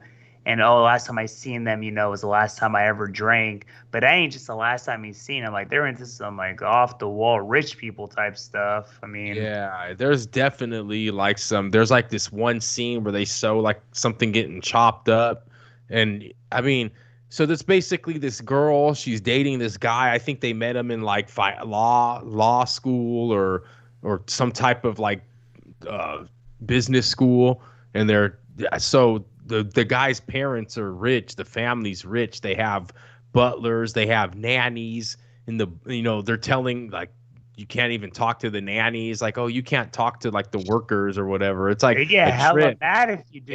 And she's just like a regular like your next door neighbor type chick, right? As you will. She's like, oh, I'm trying to fit in so hard with my boyfriend's family, and it's like she's like, these people are so weird, and it's like she's thinking like she wants to fit in with like the whole glitz and glam type of like money side of the family, but now she's like finding out that there's a lot more going on. Like Sean said, you got pretty much like people getting chopped up, people getting called out at It's all roast. I'm talking like parties where you're like roasting people on like their affairs. Like it is like grimy. Like damn, yeah. That's right. The crazy- landscaper. So there was the landscaper that kept the grounds clean for all the rich people, and he was like retiring, and part of his retirement was that they had to roast him. And every time like some dude got roasted or something, they left the room, and then, dude, it's like like I said, it's feels like Get Out, like the movie Get Out. Yeah, it has like an aspect to it. I know what you're saying. Trip. It's a different like they're normal, and the whole time the girl's like, "What the hell is going on?" And the very end is her like turning the corner, and is that her man like slicing some guy's throat? I think at the very, very end. At the very end, Yeah, there's when some she guy- catches the dude on the beach, or she goes back out to the beach to like get a breather, and then she sees something. Yeah, it was a breather, some dude getting his throat slit, and it looked like it may have been her man, and like that's their normal. Like they're into again, house is isolated from anything. There's a helipad, so definitely something worth. And if you guys are looking at this right now, this is the reason why I don't get Infinite Frontier, because shits like this come along all the time, and then I'm like, oh, let me see how good number one's gonna be, and then number one, of course, is effing fire. Or having to pull it, so now I got to email or tell Alex on Friday when I pick up my stack that we're all good, that we're getting Eat the Rich on the pull list, because I think it's probably a mini series. It's pretty cool though. I enjoyed it, man. Pretty good first read. Well, I'm sorry we have to cut the comic book discussion short, Mark. But don't worry, we'll have all those books read, and if they're good enough in a couple weeks, we're going to review that too. So we have 2 more weeks, actually, like this week and then next week. Yeah. So when we come back on the NFL side, on the comic book side, we'll definitely talk about those books. But to answer, let's get into some news. But before I get into some of those other news, Joe asked, "How'd y'all like that season 3 Titans so far?" Joe, I'm going to assume that since it's been out 2 weeks now, that's 4 episodes. I've actually watched the first episode and that's it. So pretty much like a lot of the stuff that you saw in the trailer for the season, a lot of it you saw in the first episode. You know, you're introduced to Barbara Gordon, introduced to Tim Drake, who's the future Robin.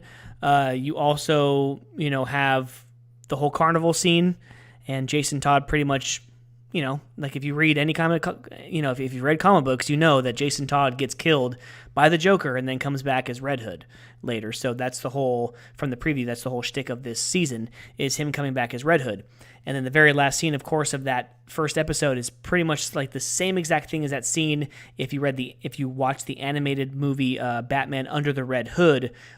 Pretty much Red Hood introducing himself to all like the local Gotham gangsters, like the high rollers and stuff. Pretty much, I'm here, I'm calling the shots, blah blah blah. So yeah, so that was pretty much all that happened in the first episode. Really good so far. Don't know what to expect as far as episodes 2 through whatever 10, 12.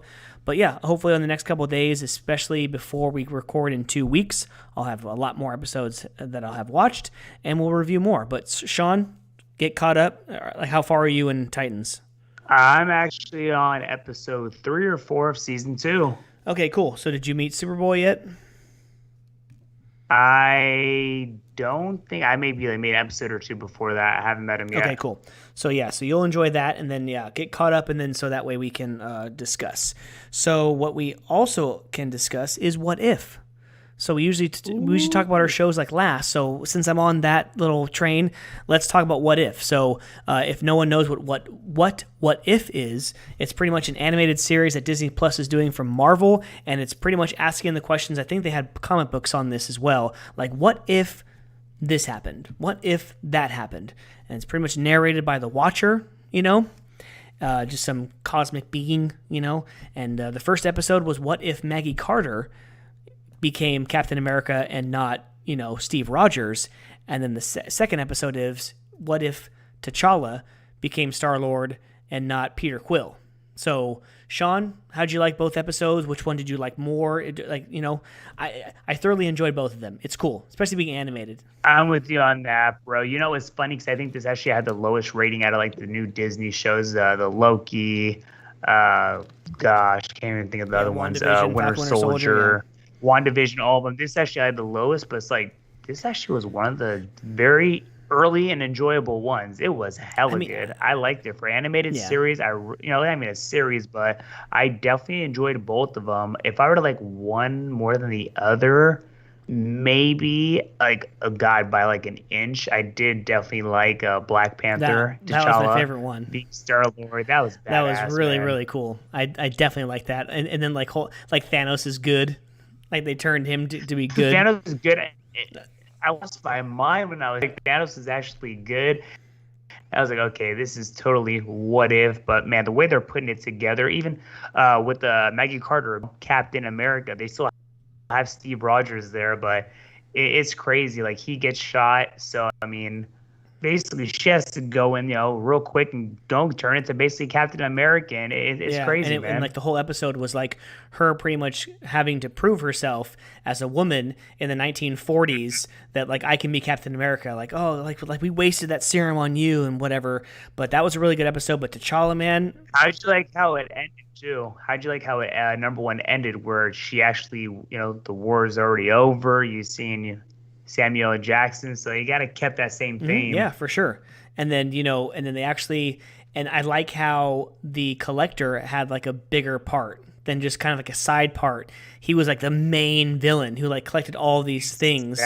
And but yeah, it was pretty cool. And you had like Nebula, you had all those characters, but they knew T'Challa as Star-Lord and not Peter Quill. But they brought They actually mentioned Peter Quill too. They mentioned I think they accidentally got T'Challa. Well, or they were something. looking I like, is this forgot. Peter Yeah. Quill? Like, does this look like Peter Quill? Exactly. They were And they're like, Peter who Quill. cares? Who Yeah. cares? He's from Earth. Just take him. But then Peter Quill was at the end of the episode. Mhm. He was one mopping up and stuff. So, but yeah, but those are really Exactly, and good. They even thought, I do think that What If is getting like not such good reviews because one, people like live action. A lot of people who are on the more like younger side, they'll like animation. So it's like, oh, it's a kid stuff, and it's off continuity. I don't think this has anything to do with like all the TV shows and movies that you're currently watching, getting us ramped up for Phase 4. Like you don't like after Loki, you don't have to watch What If to like get yourself ready for Shang-Chi. Like Shang-Chi is the next one in line, and then I think maybe the Eternals. But then you have Hawkeye's TV show that's involved, and then of course Spider-Man. We'll get into that bullcrap trailer in a second. But yeah, no. So far so good. Episode 3 came out today. I didn't watch it, even if you did. I really didn't think that. Did you see what the title was? Did you see what it was? I haven't seen it or any of the titles or anything. Oh, okay, cool. Yeah, because I know every Wednesday it comes out. So, but yeah, I mean, it's gonna be gonna be a good one. It's gonna be like a nice little break in between Loki and then being able to watch Shang-Chi. So. I think what you just said is actually like what makes it like that much like kind of just like fresh. It's nothing that has to do with kind of this universe, what's going on. Something that's just it's off continuity. It's something different. I think that's what I like about it. Do I need to know? Do I need to pay attention? Do I need to watch it? Man, you don't need to watch this. Mm-hmm. And if you watch it, it has nothing to do with the movies. So I really like that aspect. Yeah. of So it. just to round this out, episode 3 is called "What If the World Lost Its Mightiest Heroes," and it's pretty much Nick Fury struggles to launch the Avengers when candidates are targeted by a serial killer. So pretty much your Iron Man, your Hulk, your Thor, all those guys are targeted by a serial killer. So they're getting picked off one by one. So we'll see how that plays out. We'll talk about that in a few weeks. But as far as headliners are concerned, going back to the comic book side, Mark, we noticed that I sent you guys the text like right before the episode started that someone is taking over Batman. James Tynion is off of Batman come December, and Mr. from day one up until about 6 months ago, who was on the Flash, Josh Williamson is taking over Batman. So, what's your guys' first feelings on that? Man, he's rubbing all the right spots at the execs over at DC. That's for damn sure. When you stepped away earlier, I was telling Mark he actually tweeted an hour ago, and now it's been about 2 hours. On the day he found out he was writing The Flash, his daughter was born. On the day that he found out he's writing Batman, his daughter's first day of kindergarten. Oh, no way. Talking about things going crazy for him. That's pretty crazy, yeah, because, we started reading The Flash in Rebirth in 2016. So, yeah, that makes sense. 4 or 5 years later, that's crazy. Well, I know how we felt about The Flash. There was some good moments, and there was definitely some moments. But he obviously, I think, has some big shoes to fill because James Tynion is James Tynion's. But we'll see. I mean, at the end of the day, standard. He can live up to it. He is a good writer, so it should be good, hopefully. I mean, if it's anything like his first few arcs of The Flash, it's going to be fire. Godspeed, and what was the one with the blood? Mm-hmm. Who was the Indian guy from Heroes? What was his supervillain name? Bloodwork? It wasn't Bloodwork. It was Bloodwork. Something like that. Bloodwork. Yeah. He created so many new villains and stuff. Like the whole the Black Hole arc. Like he created all of that. His first handful of arcs from the Flash was amazing. What was that arc that we read?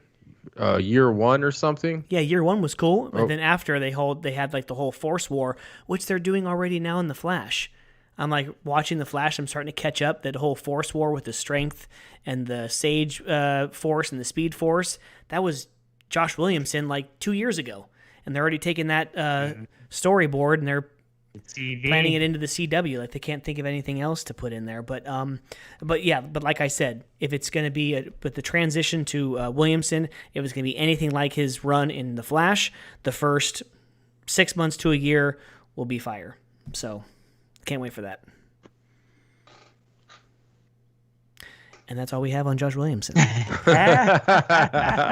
It's a wait I and mean, see, man. hey, We'll what? see. It's not like I mean, I'm gonna keep reading it. Obviously, it's Batman. I'm not gonna stop pulling Batman. But at the end of the day, Williamson's not the worst. He's not the best. He's not my favorite. He's not my least favorite. But hey, give him a chance. Like you said, if it's anything like when I first started reading The Flash, when I started recording this podcast and everything, hey, I mean, But here, let me tell you something. Like, do I change how you feel now? Like when I tell you that the person who's writing Nice House on the Lake, the Joker, and the Department of Truth is now getting off of Batman. It's like, oh, dude. that's what I was gonna ask you though, Michael. know? Do you think that this comes because I, in my personal opinion, why does DC kick Tynion off right now? I mean, is he going to keep writing Joker? You're not going to write Batman, but you're going to keep writing Joker?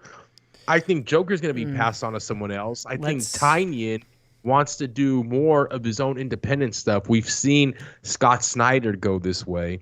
We've seen 2020, not only did the pandemic change the tech world, change the industry, change the business world and how, we go forward with business and just life in general, and I think that what's happening with these comics, I think Tynion, because if I'm not mistaken, I think what Alex has told me is that Tynion is a product of Snyder, and it's kind of funny to me that they're both kind of going their I mean, I don't know if Tynion is like going their his own way. creator-owned works. Yes. And I don't know if that's the way Tynion's going right now, but don't be surprised. You're hearing it here first on episode 123. If he's leaving Batman, he sure as hell is going to leave Joker. I mean, he's going to finish out Nice House on the Lake, but he's got other stuff, man. He's got Department of Truth that he's with another publisher. Yeah, and, so it's going to be interesting to see over the next few months then what new projects that Tynion gets announced that will be released early 2022, And that's going to take profit share. That's going to take market share away from, like I mentioned earlier, I don't get Infinite Frontier and all that because I got to get this. If you got Tynion on something like this, well, I got to get, it's probably going to be pretty damn good. So a lot of this talent, I'm not going to say that this talent is getting stolen from DC and whatnot like that, but I think that a lot of this talent is realized how they can go or what more, the entrepreneurship side of it as well. You see, you want to create your own thing, writer, creator, publisher, and whatnot. So shout out to Snyder and all these bigger names that are able to do that. And as bigger names go out, you get mid-cap size names like a Williamson that come in, then Williamson gets gets bigger, and it's like a cycle, if you will, Yep. Definitely agree. So going from that to Disney, Disneyland unveils its Genie Plus plan. So they're pretty much done with your fast passes, your max passes, and everything. So what they have now is something called Genie Plus, and I'm trying to recollect and remember this article so I can tell you guys. But the base free model is something that's going to be connected to your tickets, connected to your app, your Disney app, and pretty much it's going to be like an itinerary. You tell them what you wish to do. Certain restaurants you want to hit, certain rides, certain attractions, certain princesses you want to see, and the algorithm will shoot you out an itinerary. So when you get to the park at 8 a.m., you like the thrill rides, you go to Space Mountain because it's going to be like the shortest line at that time. They've done decades and decades of data that they know. And then right after that, you're going to jump over to Frontierland and you're going to do Thunder Mountain Railroad. And then you're probably hungry, so you're going to go to this booth right here and you're going to get a snack at this place because it's on your way from here to Star Wars Land, and you're going to go ahead and do Smuggler's Run, stuff like that. So, and then pretty much replacing the Max Pass, $15 every day per day per guest. $15 in Florida, $20 in California is like this Genie Plus thing. It's pretty much you get to do like one fast pass at a time. It's like the same thing, and it gives you the option to get at all the pictures that you take. Professionally, they give you that card. Then later you get to go and download as many pictures as you want. And then there's like what's called like this lightning lane, I believe, where you get to do 2 of those rides. in a day, where you pay an extra fee to then do like front of the line or whatever access. So I'm hearing from a bunch of the other YouTubers that me and my daughter watch that there's also going to be specific rides like Snow White and the Seven Dwarfs, like their roller coaster in Disney World, and probably Rise of the Resistance, to where you pay the $20 or the $15, and then you got to pay an extra fee to get to those ones because they're like premier rides or attractions or whatever. So pretty crazy. I mean, I think at least my trip that I go to in December, I'll at least do one of those days do that, because I know my wife's going to want a ton of pictures, especially if they're professionally done, and you get them all for free. And it's definitely worth the $20, because if you don't pay that money and they give you that little card and you go to the website and you want like 2 pictures printed out, that's like $20 in itself, if not more. So it's definitely worth it for at least one day. So yeah, Disney gonna Disney, right, Mark? 100%. Always going Disney. But you know, hey, they gotta change. I mean, I hate to see that they have to charge for it. But if you don't charge for it, then what's the difference? Everyone gets it, right? And then it becomes the same thing, right? So yeah, I mean, it's actually fairly cheap if you think about it. You know, you would think it'd be I get it. It's per ticket. So if you got like 4 tickets, it starts to add up. So they got to drop it a little bit, which is, you know, but I mean, you got to do what you got to do. We know how much revenue they lost in 2020 being shut down because the corona. Obviously, the Delta and whatnot is just always, you know, going to be a thorn in their side right now for the foreseeable future.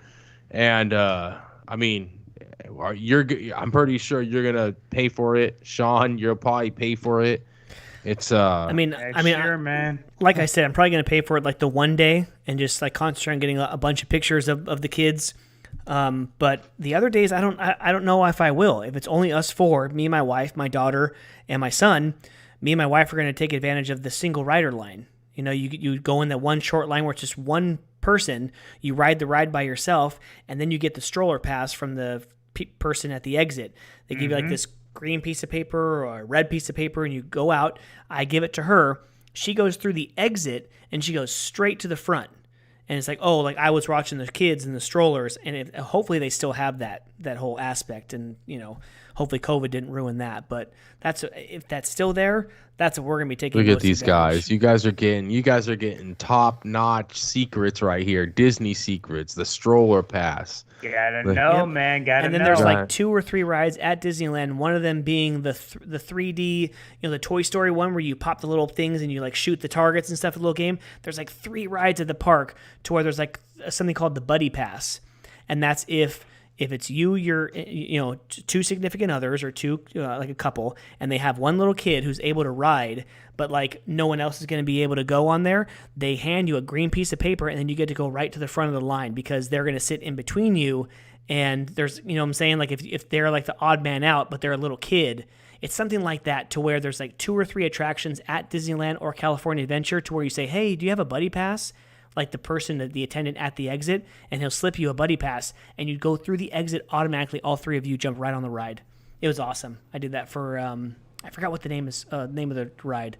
Mike knows all the hacks. Yeah. Yep. Subscribe. Hit you with that green pack, boy. Subscribe to a couple of those YouTube channels, man. They definitely have the ins and outs. And I actually know a few people, like our buddy Matt. He goes to Disneyland all the time, and he knows some of the ins and outs and secrets and tricks of the trade. You know, so. Nice. But yeah, so on to Disney, to another Disney. You know, now officially Disney IP is Spider-Man. No Way Home trailer comes out a couple of days ago, so. I don't care about spoilers. This is just a trailer for everyone. So I hope everyone watched it. But I mean, okay, I'm gonna let you guys say what you have to say about it, and then I'll say my thing about it. It was 3 minutes and like something seconds, and there was a lot in it. But I think just because I know it's a Disney Marvel movie, there's gonna be so much more. Because it's funny, we talked, and I had that 1 second where I was like, damn, that trailer had a lot. I kind of hope they didn't put the whole movie in the trailer. Of course they didn't. It's a Marvel movie, so I'm excited for it. I liked it personally. I mean, especially because I just like Spider-Man. I just love the character.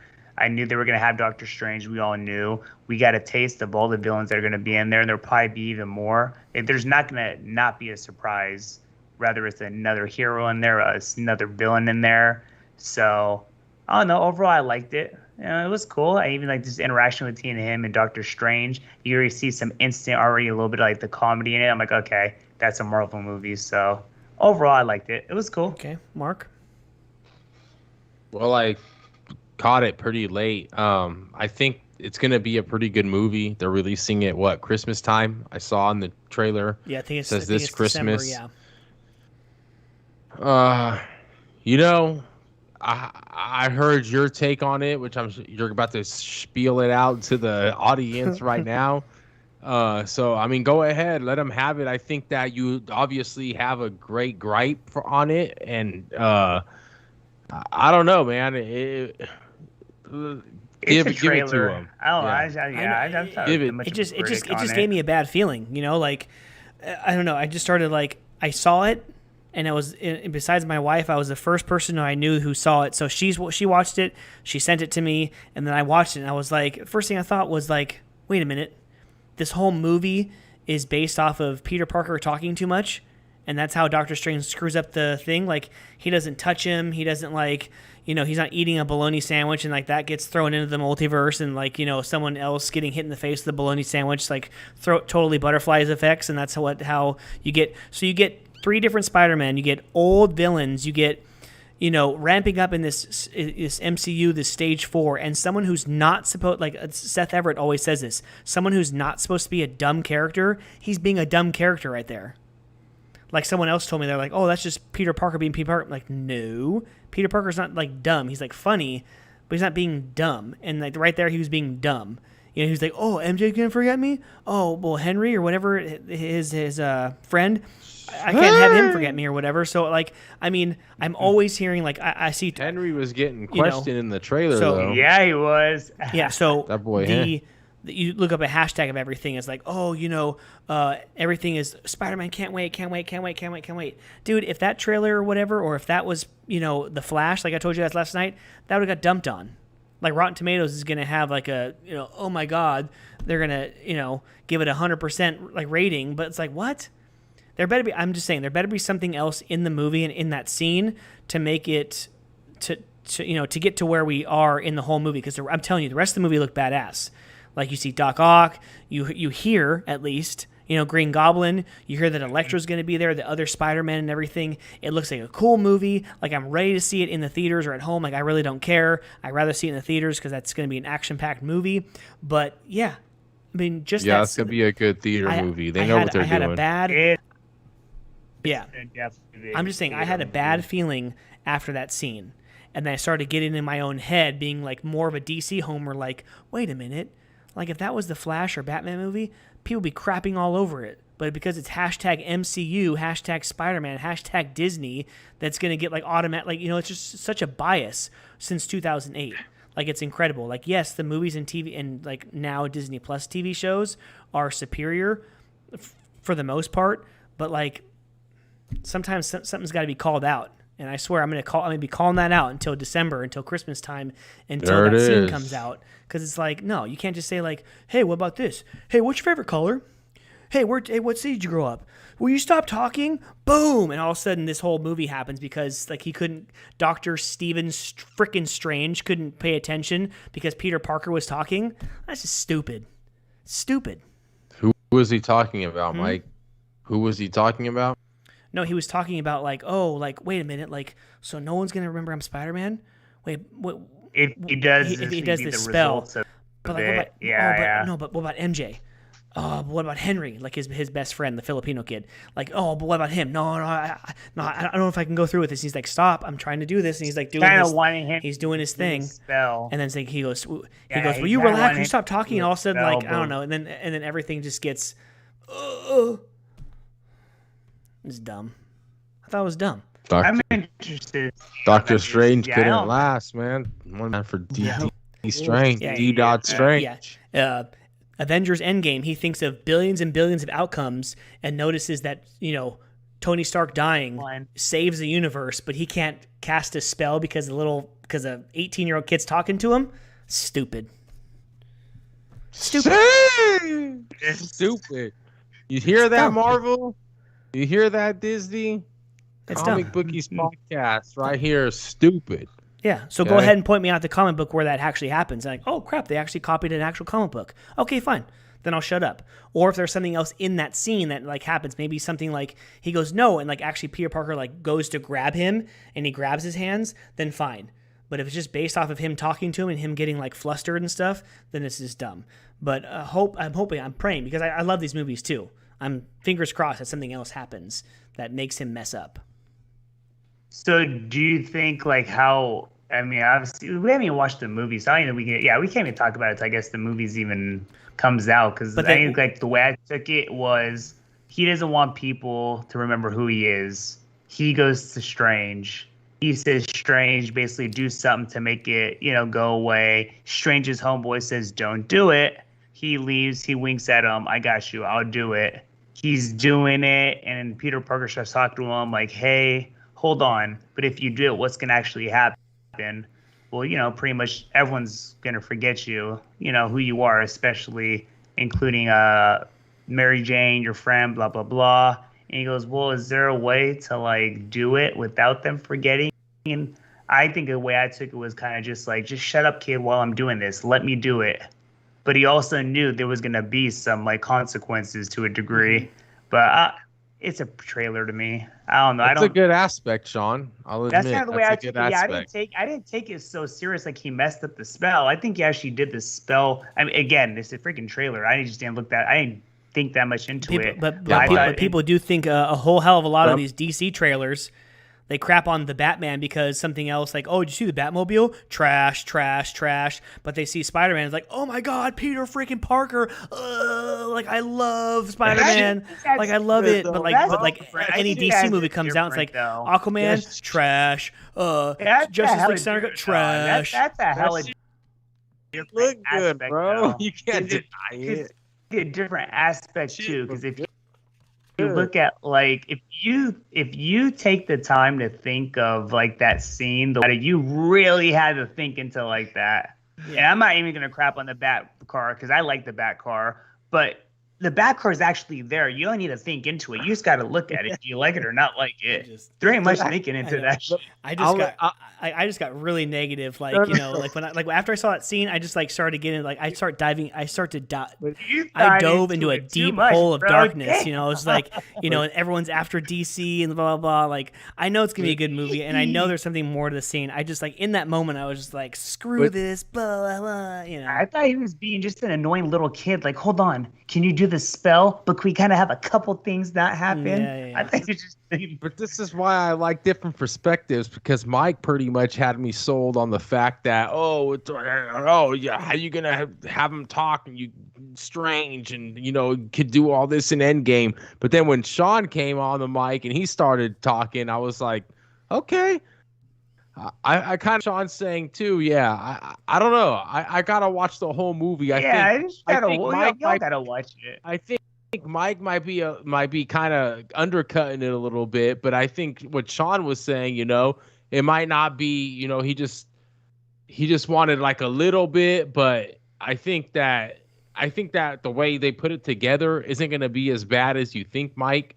And I think it's going to be one of those movies that Mike's like, I watched it on Disney Plus, but damn right I would have paid $30 a ticket. I mean, and then I just want to see one negative comment besides mine on Twitter. I want to see just another one. Looks good. I know. I didn't say anything about the rest of the movie. I'm saying getting to that point, it's dumb. Mike just hella thought too deep into that scene. I thought Peter Parker just being an annoying ass little kid, and I think Doctor Strange just had that like, dude, you shut up while I'm doing this, or I'm gonna find a way to fuck this up. Just shut up. I don't know. You don't like that perspective, Mikey?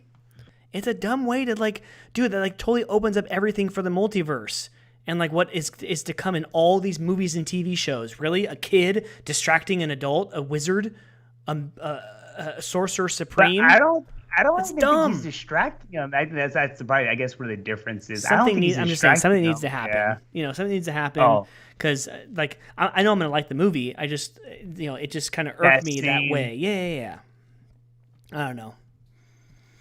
We It shall is see. though. We shall see. Come September, or sorry, Christmas time. Yes, Yeah. sir. Yeah, it'll be a nice early Christmas gift if I'm proven wrong. Hey, and I'll be the first to admit, like, oh, thank you, this happened, or it's a totally, completely different context. Like, oh, I loved it, like, blah blah blah, and I'm sure I will. I don't know. It's just, if I was involved in any way in the Flash movie coming out, I'd be kind of pissed. Isn't that Flashpoint pretty much? Isn't that pretty much It's Flashpoint? just. Like undoing, Well, I like mean, undoing what? it is So a everyone knows who flashpoint, but Spider-Man that is. thing Is Peter Parker. Doctor Strange is casting a spell to then undo all of that, changed and in that. doing so, he creates something completely different. The Flash runs so fast that he goes back in time and saves his mother, and he changes changes time everything. He sets through off a huge speed. world war, Atlantis versus Themyscira, like it's just totally different. So if I was actually the producer or whatever on the Flash, coming out around the same time, like late 2021, early 2022, I'd be kind of pissed because people What's are all. hella funny is when the last movie did come out, the one with Mysterio, and everyone found out he was Spider-Man. I swear that's one thing I thought of is they're gonna find a way to make people think like you can't have another Spider-Man movie and everyone from beginning to end knows he's Peter Parker. Like that's never been the case. No one, for the most part, it's not public knowledge. People know who Iron Man is. People don't know who Spider-Man is. So, Yeah. obviously that's the route that they took. Yeah. Flash, he used speed, and of course, Strange is going to use some spell, of course. But I mean, people know who Clark Kent is in the comic books now. So, yeah, I mean, but then again, they're going through a huge another reset, another crisis thing. So that's going to go away. Alfred's going to come back into Bruce Wayne's life. So, yeah, but yeah. So that's the Spider-Man trailer. I hope everyone enjoyed it, and I hope everyone enjoys the movie. I don't know, I will, but that is it for the comic books, and that's Oh, trust me, that's not going to be the last time we talk about no. the It's trailer not. or the we'll movie. have some guests on hopefully between now and December, and I'm going to set him straight. Oh, yeah. Hopefully Alex gets with me because he'll be on in the next few weeks or to a month. He's got to get in for his quarterly visit to the Bookies podcast, but I hope he has the same thinking as me. But that's episode 123. Hope everyone enjoyed it. We've just hit the 2-hour mark, so take us away, gentlemen. It's been a fun night. episode 123, like Mike just said, simple words, a fun night. The guys get to hang out, talk sports, comics, entertainment, get to just bounce off ideas off each other's, and of course, the fans, the people listening currently live. Always appreciate you guys, the people who will take the time to listen to this episode. Mike will have it up shortly in the next couple of days. Couple Just hours. keep supporting us, guys. Hey, couple hours. Hey, even better, guys. You guys heard it live. It'll be up in a couple hours. Just keep supporting us, as we always say. We appreciate it. Some free content for you guys. NFL coming up, guys. Fantasy football. Baseball is heating up. Got Daytona this weekend, and of course the fun movies. Shang-Chi coming out. Spider-Man at the end of the year, and don't forget about Flash in the works, Batman in the works. I mean, guys, it never stops. There's so much shit. Let's just be honest. There's so much stuff, and it never stops. Definitely support your local comic book stores. In our case, Treasure Island Comics in Fremont, California. And definitely just keep checking out the comic bookies, guys. We love you guys. Yes. Sean, you said it best. Keep checking us out at the comic bookies at gmail.com, at the comic bookies on Instagram and Twitter and Facebook and all the social media platforms alike. Thank you guys for being here with us, Mike and Sean. Thank you to my co-host. I appreciate us doing this. It kind of sucks every other week. Bear with us. Just one Because more week. Mike, the artist, has promised that we will get back on track on our weekly, because I feel like so much is missed when books getting delayed through the mail because of certain circumstances, when certain things are going on. I feel like this bi-weekly books not being read bullshit is not gonna cut it with the comic bookie fans, but nonetheless, yes. Like I said, man, thank you. The summer's coming to an end. These fires are burning here. Hopefully, they're getting contained in California. Haiti, shout out to them with their hurricane, and I think there was a earthquake as well. And it's just so much stuff. Mother Nature is letting us know that she's here and she's alive. But nonetheless, the Comic Bookies podcast is always here and alive and well. Thank you to our sponsor, Sean said it. Comic Bookies teamed up with TI Comics. Thank you guys. Free Comic Book Day has came and gone. If you guys, I know a lot of stores in the Bay Area did not participate, but if you guys got a couple books on Free Comic Book Day, let me know, because I might have a little review for you on that Trailer Park Boys comic that came out. But nonetheless, we love you. If we don't talk to you guys by Labor Day, have a fun and safe Labor Day to all the Americans and whatnot. Let's get it. EPL, we didn't talk about them. We'll talk about them next week, but a lot of stuff going on, soccer. And don't forget, the USA, guys, have won 3 straight matches against Mexico, man. In the Nations League, in the Copa Oro, and tonight in the All-Star game. So to the Sean's favorite rivalry, it's America 3-0 in the last 3 matches, baby. So let's get it. Thank you guys, Comic Bookies. We love you. Yeah, for sure. Check us out. Subscribe to the YouTube and Twitch pages for all of our shorts, our videos, our live streams. Dude, go and check out Kickstarter. I have a few small publishers reaching out, saying, oh, can we review your book and stuff? But go and check out your Kickstarter. Go and check out all these small-time guys trying to get their books out, guys and girls, all your small, your local comic book shops. Go and support them, dude. Joe, peace out, bros. Thank you so much to everyone who joined the chat. One final shout-out. Let me go get it real quick.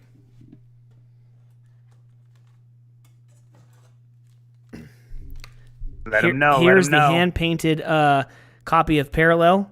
Beautiful. But we just found out today that Jason Douglas has been nominated for 2 Rigo Awards. Ringo, not Rigo.